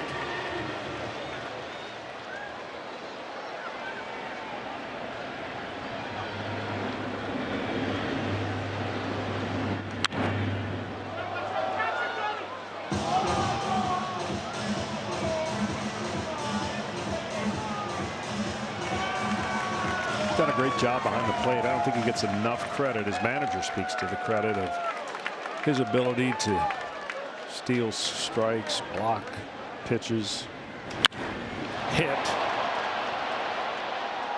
Grisham will put it away. We were talking to John Schneider about first time that he saw Alejandro Kirk, and he said it was actually defensively when Kirk was a 19-year-old in the minors, because at that point John was the catching coordinator for the Blue Jays, and he said he watched him and he said, my gosh, his hands are as impressive as I've seen. And then he watched him hit and he said, okay, we got a well-rounded player right here. He was in the major leagues, even though nobody wanted him as a teenager when he was eligible to be signed. Only one team offered him. That was the Blue Jays. He was in the major leagues when he was 21. Well, there is something special when you have catchers that when a manager or even a pitcher can see the difference of how he sets the glove and how he receives the pitch and the presentation that he gives. It's enticing for the pitcher to throw it to his area. And that's what he possesses. Good hands action of the glove and the presentation that he gives not only to the umpire, but to the pitcher himself. This guy's having a heck of a day of his own. 2 doubles, or sorry. Yeah. It's a question. It's a question. 2 doubles. He's going to have to get a single here. He's got a home run either way. And then I'll go over to where the official score is, and I'll show him my scorecard. Okay. And see if, you know. I think to get to him, you have to climb a ladder and then take a slide down a level. Well, again, I do it in pen, so I'm not changing it. Right. Yeah. Hook down the right field line. Judge is going back to the corner. It's gone. It's an incredible day for Dalton Varsho. Forget the single. How about 2 doubles, 2 home runs? See, if he doesn't touch home plate right here, he gets a triple. Give it up.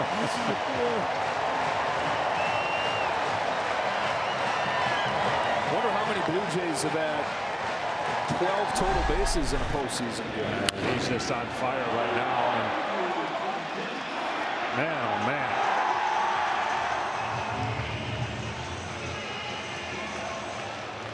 These guys realize they don't give out an MVP for the division series. Yeah, right. Save it. Strike on Clement. It should not be that big of a surprise watching Dalton Varsho have this kind of day, especially not a surprise watching a homer. He had 20 of them in 71 games this year. Missed the first month recovering from shoulder surgery. Missed a couple months after that with a hamstring issue. When you're looking at how often he homers based on how many at-bats he got, he's right up at the top of the list of the most prolific home run guys in the league. Third season with the Jays. Came over for Lourdes Gurriel Jr. and Gabriel Moreno from Arizona a few years back.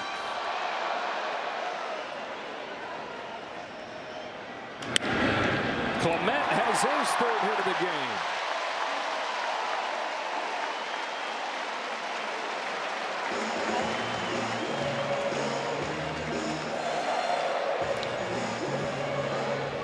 Man, there is film that you're going to watch during the season, and then there's film you're going to never watch. This is film that Toronto should always watch. And then on the flip side, of course, Aaron's just going to discard it as one of those games, and like it never happened, unfortunately. Problem is it happened back-to-back days. Yeah. Burn the tape games. Well, the Yankees are resilient. They're going to find out real quick, you know, how resilient they are when they get home.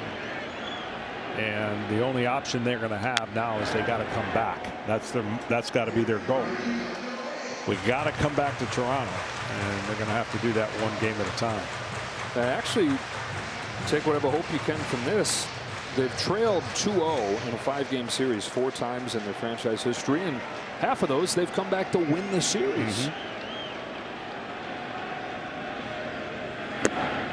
1-2 on Kiner Falefa.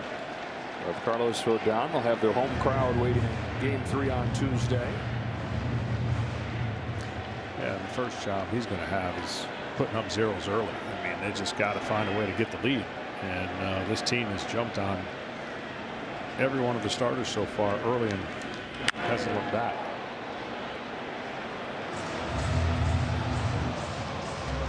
So that's on Tuesday with the pregame show starting at 7. First pitch should be a little after 8 o'clock Eastern. An hour earlier on Wednesday. And if it goes 5, that'll be back on Fox here in Toronto next Friday.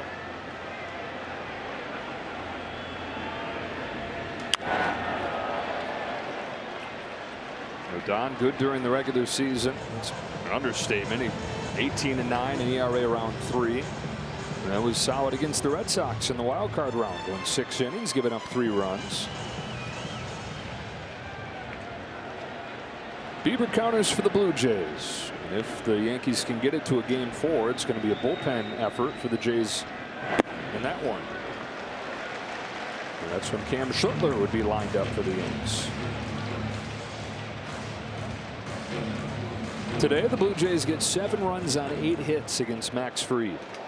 They've gotten 6 runs on 6 hits, including 4 home runs against Will Warren. Strike 3 called on Kiner Falefa. Dalton Varsho, 2 doubles, 2 home runs today. Call to the bullpen is sponsored by AT&T, and it's Eric Lauer, who is a key piece for these Blue Jays this year, out of the blue, contributing 9-2 with a .318, and figured he'd play a big role in Game 4 if it were to get there. The bullpen day comes in here to try and finish this thing out. Delivers a strike on Ryan McMahon. 13 runs on 14 hits for the Jays, 2 runs on 4 hits for the Yankees in succession last inning.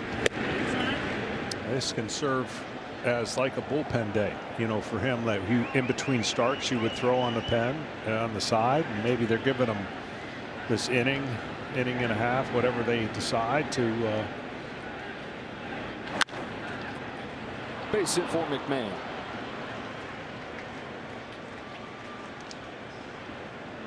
Well, our division series coverage continues with Game 2 between the Tigers and the Mariners. Tarek Skubal, coming off his 14 strikeout performance, takes on Luis Castillo with the Mariners. And then tomorrow over on TBS, Dodgers and Phillies, Cubs and Brewers resume their series.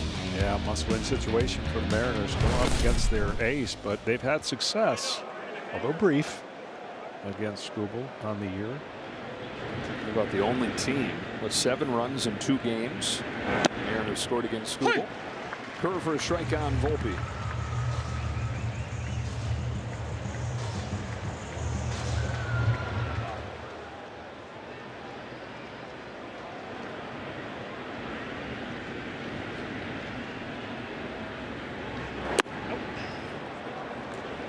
I've seen firsthand, you know, and this is what Yankee fans are going to be trying to figure out, what is their team going to do when they return home. I've been part of series where the narrative changed and flipped quickly, you know, up 2-0 and losing the next 4. So it is possible, if you follow the statistics, you don't feel great about it because the statistics don't bear out the positivity of what can happen. But you have to change the narrative starting in the first inning in New York, with the raucous crowd, with the energy, and then of course with the bats. Talk radio is going to need to buy a few more telephones tonight, I think, for all those calls coming in tomorrow. No, New York has had a rough sports day today. Jets and Giants. Mets are always fair game. Yeah, the Yankees laying a couple eggs this weekend in Toronto. Another 1-2 from Eric Lauer to Anthony Volpe. Swing through with a slider to the knees. Let's take a spin around the majors, around the first day of the division series. How about those Milwaukee Brewers, dormant for a week with the bye, and then they scored 9 runs over the first 3 innings. Blue Jays with a similar effort, and the 10-1 win over the Yankees. Dodgers and Phillies delivered. Everybody looking at that series, and Tasker Hernandez with a go-ahead home run. Tigers in extras, 3-2, continue to do just enough.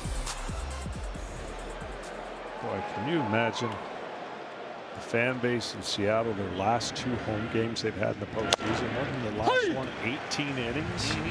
Lose 1-0. This one had the makings of going another. They'd only win 11, but Paul Goldschmidt pinch hitting for Austin Wells. First hit of their first at bat of the series for Goldschmidt. He's remained good against left-handed pitching, but he's ceded time to Ben Rice at first.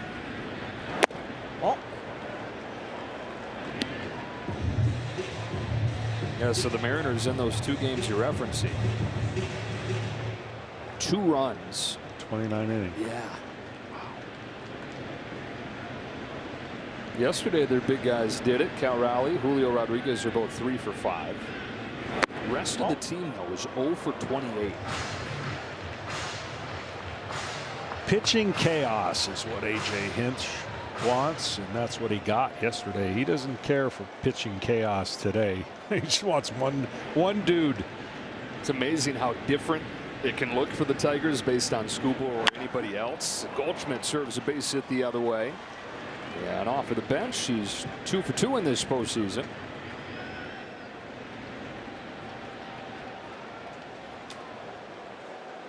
There's the matchup. Luis Castillo has been a whole lot better lately. In fact, his last 4 starts of the regular season, ERA down around 1. 241 strikeouts, 33 walks. Pretty good.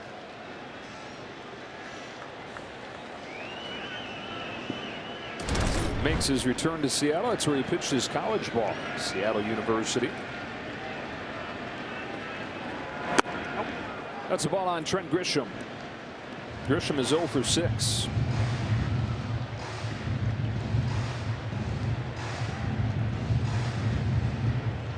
For 6, and back to his time with the Padres, 2 for his last 36 in the playoffs.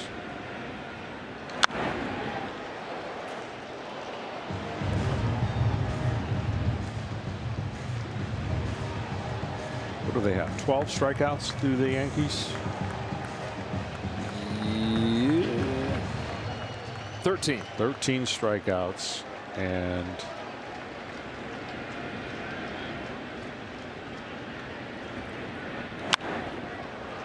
this momentum will help a little bit if they can just keep getting some hits and put some runners on base. See how close they can make it. I mean, you talk about narrative shifting quickly. They go back and they win game 3. Then you're looking there saying, all right, we got Schlittler going in game 4 against a bullpen game. You start to feel good again. Yeah. Especially in these short series, it can shift so fast.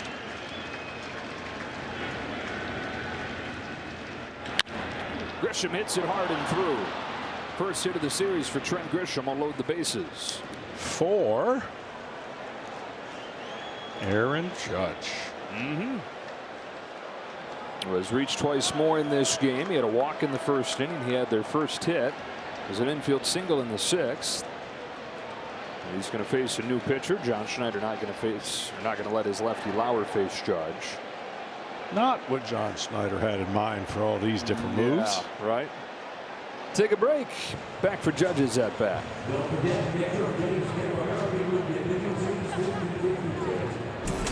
Could not ask for a better weekend of weather in Toronto, and if you're a Blue Jays fan, you could not ask for a better weekend of baseball. It's Aaron Judge with the bases loaded, trying to take a bite out of this 13-2 deficit, and this is when he's been non-existent the last 4 years in the postseason. He has, and here's a chance again for a good feeling, a click of the bat, and something that hasn't gone right can go right here. These are little things that he's had to deal with statistically and not in his favor. So yeah, people will say, well, it happened in the 13-2 game. Who cares? If you're Aaron Judge, you've got to click in right here. You've got to drive the ball. Tommy Nance is the man on to face him. 1 ball, 1 strike. Make the fans in the stands do some math. Uh-oh, we're only up what? You know, right now it's been comfortable.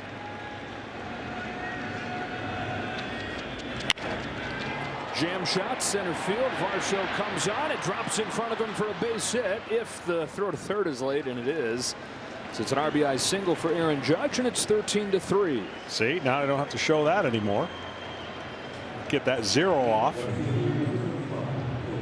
Look, you got to keep fighting. I know baseball has ways to humble you, but keep fighting. Well, the Yankees did not have a hit through 5 innings. They have 8 of them over the last 2. And the scoring started with this man right here, Cody Bellinger, launching a home run. Bases loaded, 1 away, outside, ball 1. Bellinger played in the postseason every year that he's with the Dodgers. Those 6 seasons where he was Rookie of the Year and then he was MVP. First postseason trip since.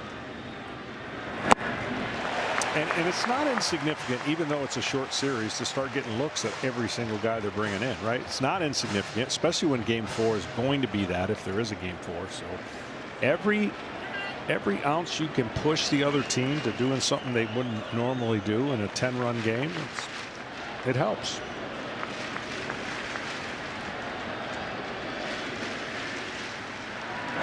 Bellinger pokes one towards the left field corner. Straw on the run with a sliding catch. Miles Straw, one of the top defenders in the American League, takes away extra bases. Goldschmidt in to score, but it could have been a whole lot worse. One of those moves that really has helped their defense. That ball gets by, all 3 runs score. Get a hush in the crowd a little bit. If there's anybody that needs to get going for the Yankees, I know we got a hit his last time up. It's this guy. Outside. Finally facing a guy that doesn't throw him a bunch of splits. That is Ben Rice, who was there right there with Judge as their hottest hitters down the stretch. Coming into this series, he was hitting .390 over his last 3 weeks. Hey!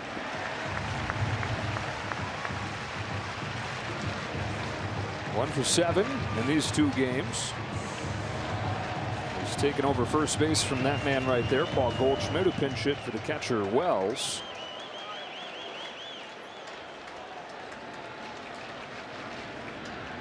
On this 1-1, Rice takes outside for ball 2. Out of Dartmouth, Ben Rice.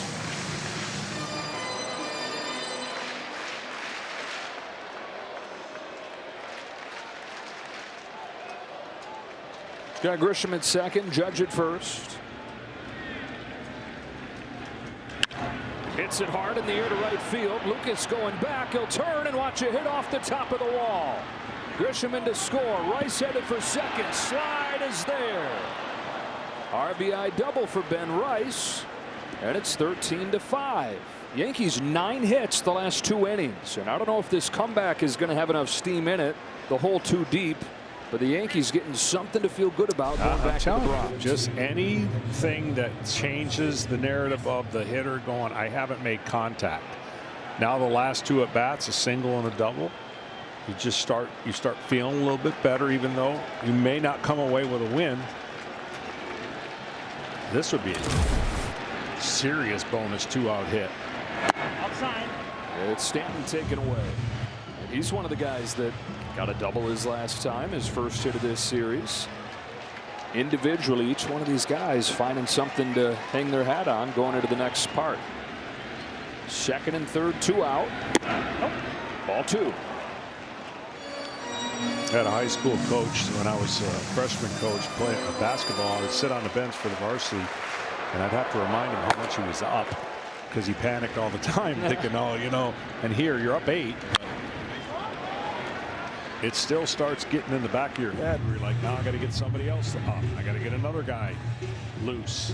I'm one swing away from being down 5. So if I'm panicking, are you telling me chill? Yeah, or is just it chill. No, chill. Everything's fine. All right. Got to get it out here, though. Yep. Starts to get pretty darn interesting. 2-2 on Stanton. 5 1/3 no-hit innings for Trey Savage. 9 hits in 1 2/3 against the Jays pen.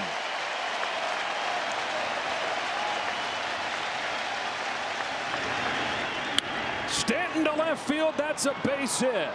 Judge in to score. Rice is right behind him, and don't look now, but the Yankees have cut it to 13-7. Okay, Joe, time to panic. No. That really shows me something of the New York Yankees and Aaron Boone and what he's talked about for his team. To get up off the deck against Boston, win those 2 games, and to be punched really in the face, and to make their manager make now what, 4 pitching changes? This is going to be the 5th reliever the last 2 innings. That's huge. There's no moral victories, but now we're not talking about a laughable game. We're talking about a game that kind of have a chance. Fluharty's coming in.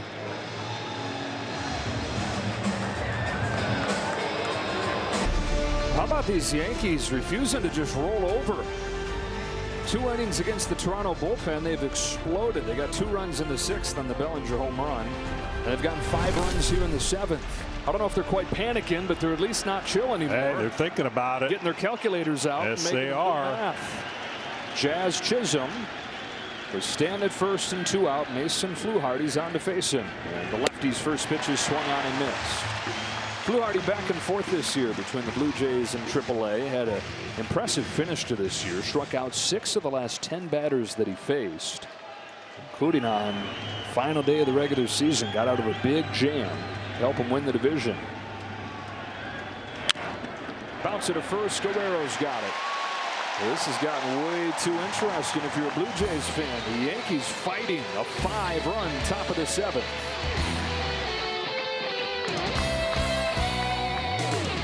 Wear what the players are wearing on field during the postseason. Check out the largest selection of authentic jerseys, caps, hoodies, t-shirts, and more at MLBshop.com to get your favorite team's postseason gear. Well, Aaron Boone not feeling like this is close enough yet to warrant chasing it, as Warren stays in the game pitching. Goldschmidt, after pinch hitting, is at first, and Ben Rice catches for the first time in the playoffs. Andres Jimenez swats it foul, and it's 0-2. Yeah, this is the one thing most people don't realize, that decisions are made by the score of the game and how you hit differently, how you choose your pitchers differently, and certainly there are resources worth spending, and then there are some, you know, based on predicament that New York is, they're going to have to use them all. in game 3, 4, and 5. Judge puts Jimenez away. We were talking earlier about the biggest comebacks. The largest comeback in baseball history is 12. So this would, if they could, and look, they're only halfway there, but enough to at least bring it up, they would have the largest comeback in baseball history, regular season or post. We mentioned their postseason history. At the time, I didn't want to bring it up, but 96, you were on the other side of that. Yeah. When it switched. What was your panic meter like as you saw them coming? Well, I mean, the biggest thing is when you go home and you're up with 3 to play, you like your chances. And when you come away not winning one of those games, and we blew a big lead, I believe, in game 4. Yeah. So that's when you start seeing the wheels turning in the wrong way. And it's hard to block out. Like, you know, the only thing that Aaron Boone is going to say when this game's over is, that's the greatest comeback I've ever seen, or way to fight, boys. Right? I mean, that's what he's going to say. And he's going to say, we got a chance to do something. If we continue to do from the 5th inning on, our at-bats got better. You have to think positively. The game is filled with too many negatives. 7 runs the last 2 innings. They had 7 runs the last almost 3 games, going back to the beginning of game 2 of the wild card round. 2 balls and a strike on Miles Straw. Warren fires. 2-2. Warren, who is built up as a starter, is at 70 pitches. So can continue to cover up innings for him here. The only thing I didn't like in our runs, and even in baseball, when you hear these terms, our backs are against the wall, we got nothing to lose, let's come out fighting. I hate that. No, if you thought you could win when you had to, you'd never have your backs up against the wall. But what it does make you do is hyper focus on one at bat at a time, 1 pitch at a time. I mean, you would think that would be the narrative when you step into game 1, but it doesn't always work that way. So that's really the pressure. Obviously is on the New York Yankees, but you try to shift it and put it on the other team by saying, we got nothing to lose, we're down 0-2. And that's just it's a flawed statement. Shaw taps it up the middle with his speed. Chisholm will have to be good, and was. 2 away. Back to the top of the lineup for the Blue Jays and George Springer. In time for Fox Super 6, sponsored by DraftKings. Which player will score more runs in the divisional round? Julio Rodriguez, George Springer, Bryce Terang, Kyle Tucker. Who you got? I'm going with Terang. Yeah, the way that Brewers offense looks. I mean, Springer's got 2 right now. What did he get yesterday? Did he get any? 1. So he's got 3. Launches a fly ball to left field. Bellinger will turn and watch this one hit off the base of the wall. And Springer's got his 2nd extra base hit in a row. Wow, he's not going to get up again, is he? No. He's a triple away from. Why am I on this cycle watch all of a sudden? Because the Blue Jays are crazy. they're all making you do it. First time up there for Nathan Lucas after a good postseason debut for him yesterday. You ever have a cycle back at Waverly? Or I did. Did you? Yeah, I did. Oh, sorry. It was a dream game. 5 for 5. Wow. Louis Varland. You didn't figure he was probably going to be pitching in this game when it was 12-0. Back to your point about one of the wins you can get as a team trailing like this is force the opposing manager to bring his top guys in. Extra work on their arms, extra look for your eyes. My 7-year-old grandson got the cycle, and he did it on purpose. Hey, that's savvy. His last at bat, easily a triple, and he just kind of jogged a second. His dad was a coach looking at him like, what are you doing? He said, I got the cycle. What do you think I'm doing, Dad? History, buddy. Rice will hold on to it, and Springer takes 3rd.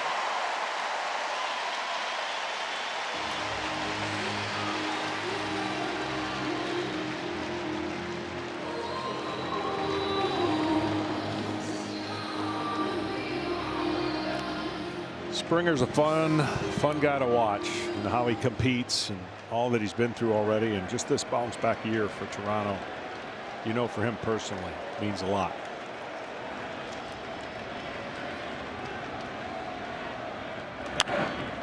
And a key guy, not just with his performance, but the way he's been a leader for them, and that's transferred to the postseason as well. This is his 69th postseason game, and he's passed on a lot of his experience to the guys. He's been great all year. He's been as good as anybody in baseball since the All-Star break. Yeah, only his teammate, right? Bo Bichette. And the longer this goes, maybe Bo Bichette will be able to be activated.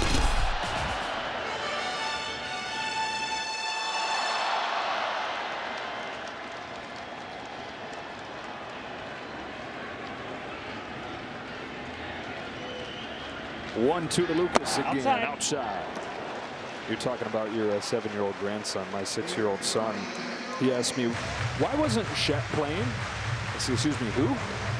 And he said, Boba.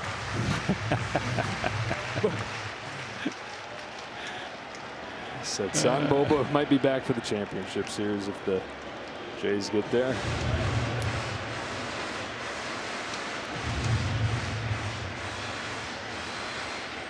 Not a fun role for Warren, but he's done a good job sticking his neck in there.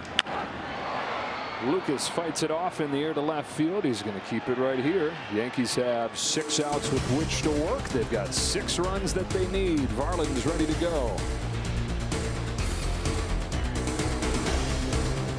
Your team, your players, your postseason. Follow all the postseason action on the MLB app. It's the #1 app for live baseball, and it's Louis Varland, who was probably down there thinking, hey, I got a couple days off here. We're up 12-0. Now he's pressed into duty here, 13-7.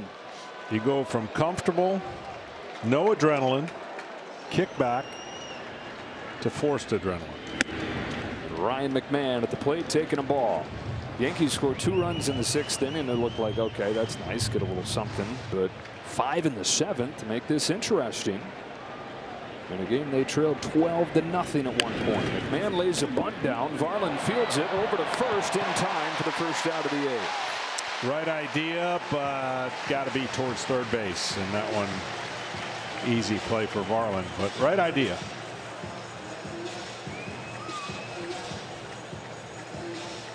Savage was untouchable, and it was the completely right move for John Schneider to go get him, even though there's no hits allowed. You touched on it. His availability for game 4 is a 12-run lead at that point. The pen has gotten absolutely tattooed by these Yankees. I'll never forget, I'm up 12-1 against the Yankees in game 1 of the World Series in '96, and I'm begging to come out. Yeah. Like, no, got to win this game. I'm like, win this game? We got it. Different times. The Yankees are trying to do their best 1993 Blue Jays impression. We were talking a little earlier about game 4, that '93 World Series against the Phillies. Outside. The Blue Jays were down 5 going into the top of the 8th, scored 6 runs to win 15-14, the highest scoring World Series game ever. Deficit just 1 more for Aaron Boone's Yankees at the same stage. 2-1 to Volpe. 2-2. Volpe's desperately got to put a ball in play here, preferably a hit, right? 3 strikeouts, 3 at-bats. He's the one that's got to feel a little bit of success moving forward. He's been pretty good in the postseason for the Yankees, but no one wants to get that 4th one. 2-2 outside. Triple digits from Varland, who threw the fastest pitch of his career to get out of that bases loaded situation yesterday against Stanton. This is the guy that got out of that key 6th. His payoff. Back to him. Field in his position for the first 2 outs of the 8th. These teams travel back to the Bronx. And on Tuesday night, game 3, Shane Bieber for the Blue Jays. The ultimate wild card for them. Pick up the deadline. He hadn't pitched yet coming back from Tommy John surgery. He's been really solid in his 7 starts. And Carlos Rodon, 18-9 with a 3 ERA. And a game 2 winner against Boston. One with room for error, and the other one no room for error. That's what happens when you're down 0-2 in a best of 5. You've got to pitch a perfect game or close to it. give your team a chance to get the lead. The Yankees did something that had never been done in the wild card round. With it being a 3-game series, that is come back from losing the first game to win it. They'll try to come back in this series. Over to first goes Ernie Clement to finish off the scoreless 8th to steady the rocky seas a little bit for the Jays. Sun setting here in Toronto, 13-7. The Jays race out to a 12-0 lead in this game. The Yankees with an expiring rally here, still though 13-7. As Vlad Jr. starts the bottom of the 8th. One last at bat for him in front of this home crowd in this first little stanza of this division series. And man, has he delivered for a city that loves him.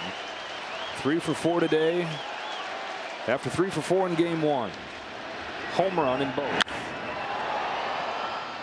Right up there into the retractable roof. I don't think Grisham saw it, and so Judge comes over to catch it. 1 away in the 8th. We got the headline writers out there getting ready for tomorrow. We talk about the talk show hosts, plenty of fodder. We got our own writer here, Ken Rosenthal. You got a headline in mind for tomorrow? Joe, the problem is I'm not as talented as the gifted people who write the headlines for the New York tabloids. I'm thinking torched in Toronto, but they'll have something better than that. To me, though, the story is this. Aaron Judge turns 34 next April. How many chances are the Yankees going to get with him at his peak? He's not going to continue like this forever. And here they are again in serious trouble in the postseason.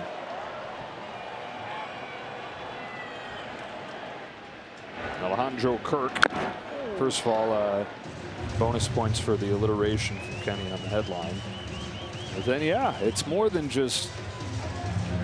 You got to zoom out to look at what this means for the franchise in this era. They're going to be facing an early exit, and windows close. Opportunity after opportunity. Perennial postseason team. Kirk into left center field. Bellinger's over to get it for out number 2. We'll get a quick word from FanDuel. Make baseball come alive when you bet live this season with FanDuel. So the pressure will be on those Yankees to extend their season. As Dalton Varsho comes up here, and it looks like that is going to do it for Will Warren. Varsho 4 for 4. Nobody has ever had 5 extra base hits in a postseason game. And he's going to try to do that against Luke Weaver, who looked to get him out in the postseason for the first time.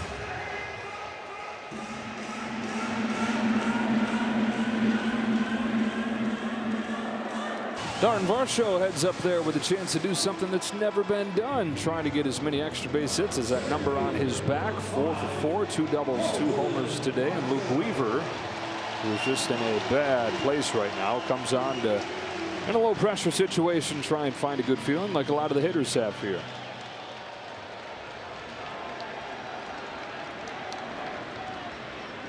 Well, the previous record for total bases in a postseason game for the Jays was 8, so he already had a tie for that his last time up when he went deep. It's a deep fly ball, but to the deepest part of the yard, and it takes 1 pitch for Weaver to get his first out of the postseason.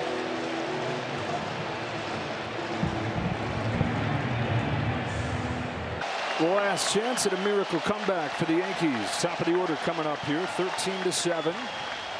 For Anthony Dominguez, the Jays not messing around, going to one of their top guys here. Faced 2 hitters yesterday, retired them both. In there with a strike on Grisham. 7th reliever that John Schneider's had to bring in.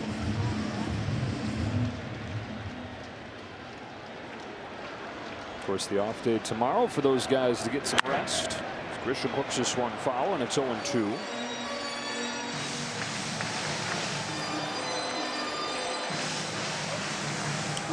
Yeah, you couldn't have wrote a better script.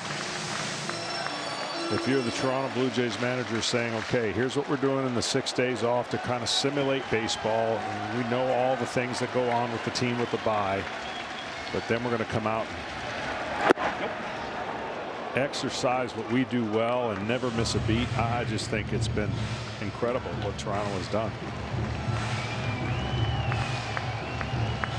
I think the bat-to-ball ability we've seen all year. We saw some power, but not quite to this degree. 7 homers in 2 games. A strikeout of Grisham to open the 9th. So we've given the headline for the Yankees tomorrow, or at least the story for the Yankees tomorrow. Kenny, do you have a headline and or a story in the papers tomorrow for the Blue Jays? Well, my headline would be, first, the combined score, 23-8 of the 2 games as of right now. And then I would say, how do you like this exchange rate? Nice. Now, the story would be, oh, I don't know, Savage and Guerrero and Varsho and Clement and on and on and on. And what is so remarkable to me about the Blue Jays, guys, is that if you go back to the start of spring training, you could not see this coming. Vladimir Guerrero Jr. had not yet agreed to his extension. He was a potential free agent. Bo Bichette's still a potential free agent. The front office was under fire. The team as a whole could not have been expected to do this. Springer had a horrible spring, and yet it's one of those years where it has all come together, where the role players have emerged, the stars have played like stars, and here they are, 1 win away, potentially, from the American League Championship Series. And even 2 months into the season, Kenny, after they got clear of spring training, they were still not good. They're below 500, way out of first place. But as you said, it all come together. They've gone to another level here so far. How about this for a headline, given what Kenny said? Savage, and then in parentheses an S. Yeah.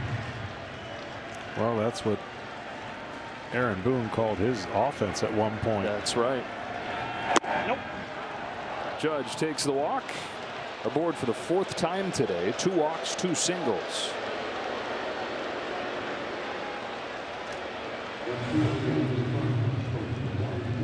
So he's hitting .450 in the playoffs with an on base above 500.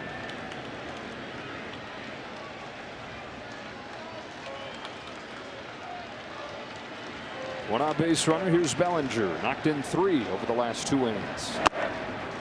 Hey!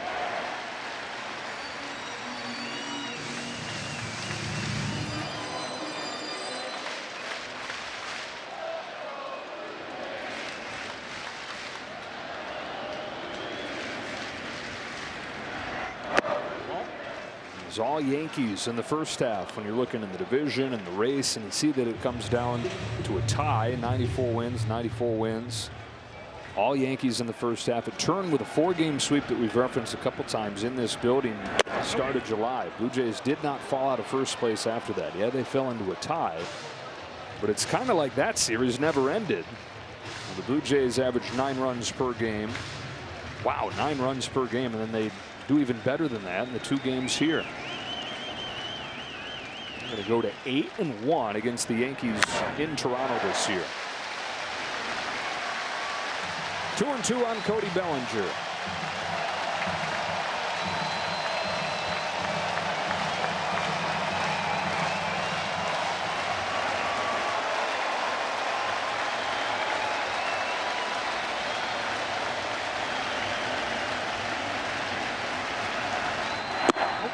Little low.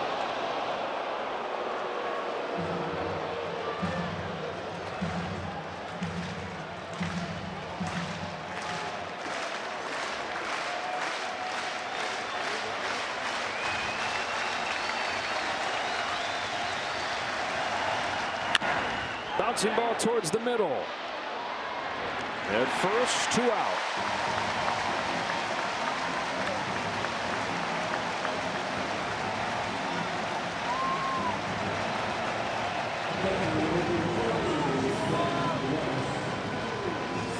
And it's Ben Rice who's gotten his first 2 hits of this series, his last 2 times up.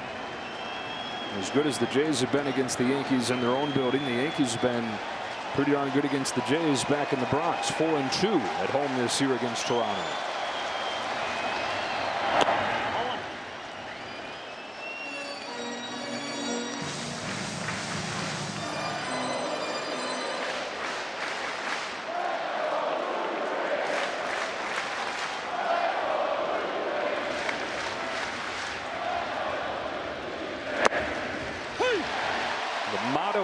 For the Blue Jays in town is want it all. They weren't satisfied just getting their first win in the postseason in 9 years, winning the division for the first time in a decade. Sights set on winning it all. And they have looked every bit the part of a potential World Series champ in these 2 games. No, they have. And really, you think about whatever pitcher's on the mound against them, I don't think they have fear. I think they feel like they can at least compete and put the ball in play and get their hits, because that's what they've shown. Now, I'm sure they wouldn't want to face one of their own. Savage. he might be the equalizer. Well, if it gets to a game 4, they're going to face the Yankees version of that. Yeah. Cam Schlittler. Well, I got to give the young man credit. Look, there's a couple ways that game could have gone today for him, being unknown. He commanded the baseball. He wasn't off in any way. Didn't have the jitters, or at least didn't look like it. And that was an easy recipe for that to happen. When you think about what he was doing in the regular season and all the jumps he's made, to be that good and that electric at home against the Yankees, man, oh man. As good as Gausman was yesterday, he was better. Wow. That's saying something, because you were raving about yesterday. Yeah. Another 2-2 to Rice. And it's full. You know, it's like in football. You script plays in your first drive and it goes perfect. And you're like, great. Then what, right? And you just kind of keep going. Well, you script it as a pitcher. You're like, this is the game plan I want to have. This is what I want to execute. Here's what I want to impose on the other team. And they did it. Rice takes the walk. He's saying, if I see one more splitter, I'm going to. So 2 walks in this 9th inning issued by Dominguez. Giancarlo Stanton went 0 for his first 6 in this series, and 1 for his first 17 in the postseason. Is 2 for his last 2, and has knocked in a pair.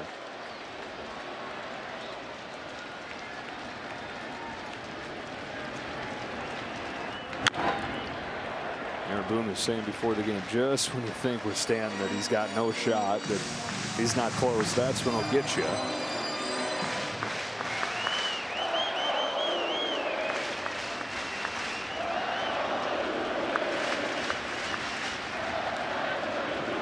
The 0-1 from Dominguez. A swing and a miss, and strike 2.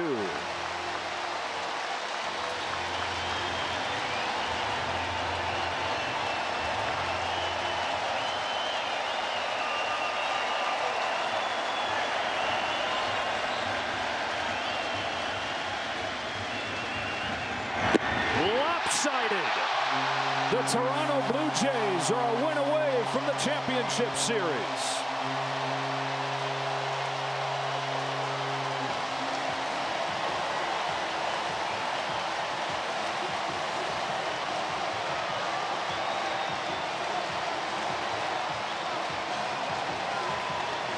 Well, this crowd's been unbelievable. Now it's up to New York and their crowd to try to create that same energy. But this crowd here, oh man, and their team gave them everything in the world to cheer about. In front of another sellout crowd of 44,000 plus. The Blue Jays offense explodes again, and in these 2 games, 23 runs on 29 hits, 7 of them leaving the yard. John Schneider has his first 2 postseason wins. And his team will travel to the Bronx tonight. Spend the off day in the city. Get ready for game 3 in front of a hostile crowd Tuesday night. Man of the moment right there. Trey Savage, 11 strikeouts over 5 1/3 no-hit innings. His first start in the playoffs, his 4th one as a major leaguer. Less than a month into his time in the big leagues, and just a few months clear of pitching in A-ball. Down to Ken Rosenthal. Thanks, Joe. Trey, 5 1/3 innings, no hits, 11 strikeouts. When did you know today would be a special day? I don't know. I mean, when I was out there, I could feel the energy of the crowd, and I just knew something was going to happen. I didn't know it was going to be all that. You said yesterday that you were built for this. Now, I know you pitched some big games at East Carolina, but nothing like on this stage. Why did you say that? Why did you feel that way? I don't know. I pitched with my back against the wall with a division title on the line. I mean, I'm not built for this. We're built for this. Your parents are here today. A lot of family is here today. What does it mean for you to do this in front of them? It's special. They're my biggest fans. They're my biggest fans, and I love them. And they're my people. Trey, thanks a lot. Joe, back to you. All right, Kenny. Another day for Trey Savage and his family. 13 runs on 15 hits for the Blue Jays. Gets his first win in the big leagues last weekend. Gets his first win in the postseason in his first try. The Blue Jays have a 2-0 series lead as the scene shifts to the Bronx for Game 3 on Tuesday night. The Yankees turn to Carlos Rodon. Shane Bieber will counter for the Blue Jays. Matt Vasgersian and the guys are in studio for plenty more postseason coverage.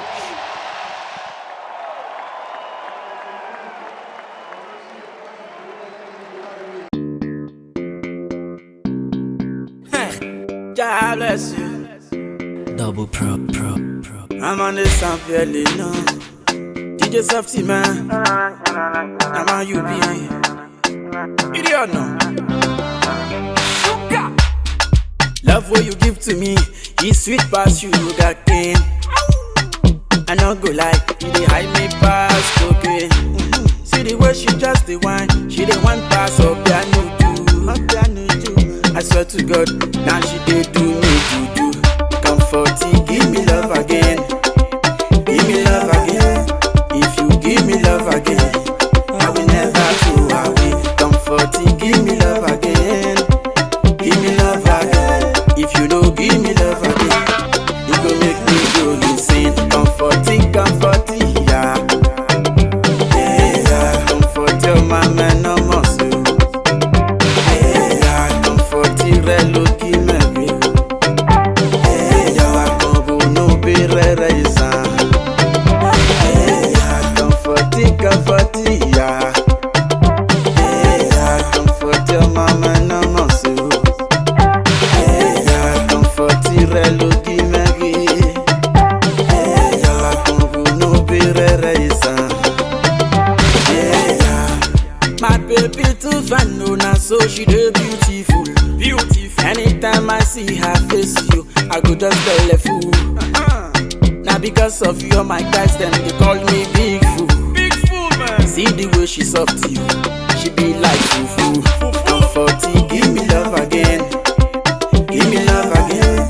If you give me love again, I will never go away. Comforting, give me love again. Give me love again. If you don't give me love again, it go make me go insane. Comforting, yeah. Comfort your mama no more so. Comforting reloki mebi. Yawa kombo no be reisa. Comforting, yeah. Comfort your mama no more so. Comforting reloki mebi. Double pro. Yeah. God bless you know. I'm on this song, yeah. Double pull on the miss. DJ Softy man. I see you. I'm on this song, yeah.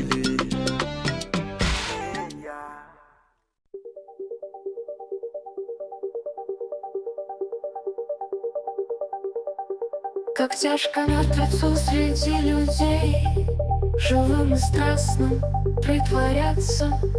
Но надо в общество втираться, скрывая для карьеры лязг костей. Живые спят, мертвец встает из гроба, и в банк идет, и в суд идет, в сенат. Чем ночь белее, тем чернее злоба, и перья торжествующе скрипят.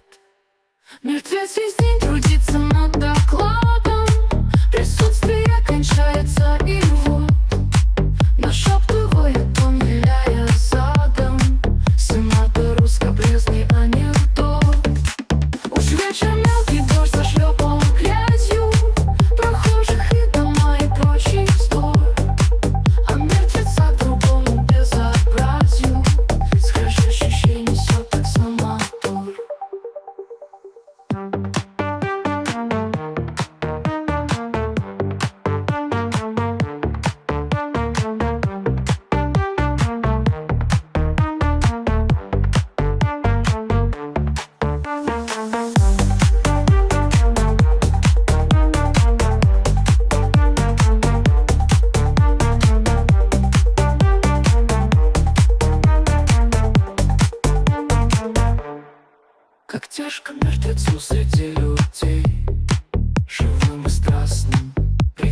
бояться. Но надо в общество втираться, скрывая для карьеры лязг костей. Живые спят, мертвец встает из гроба, и в банк идет, и в суд идет, и в сенат. Чем ночь белее, тем чернее злоба, и перья торжествующе скрипят. Мертвец весь день трудится над докладом, присутствие кончается, и вот нашептывает он, виляя задом, сумато скобрезный анекдот. Уж вечер мелкий дождь зашлепал грязью прохожих и дома и прочий вздор. А мертвеца трудом и безобразию скрежещущий несет таксомотор.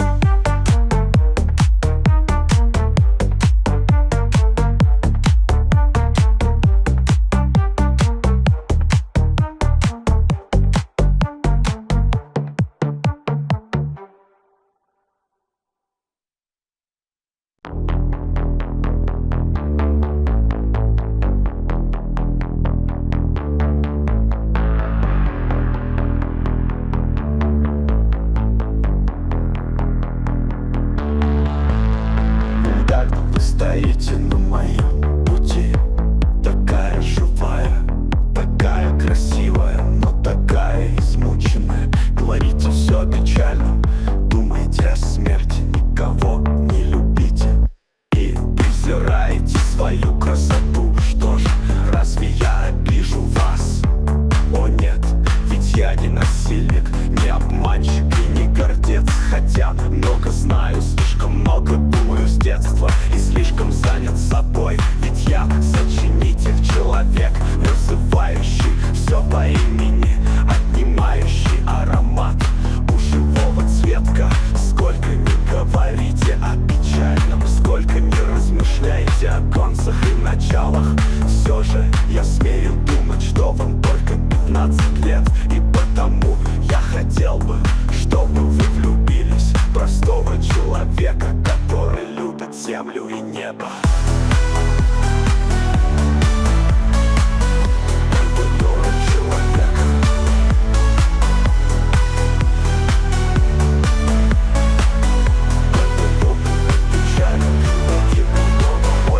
Чем рифмованные и нерифмованные речи о земле и о небе. Право, я буду рад за вас, так как только влюбленный имеет право на звание человека.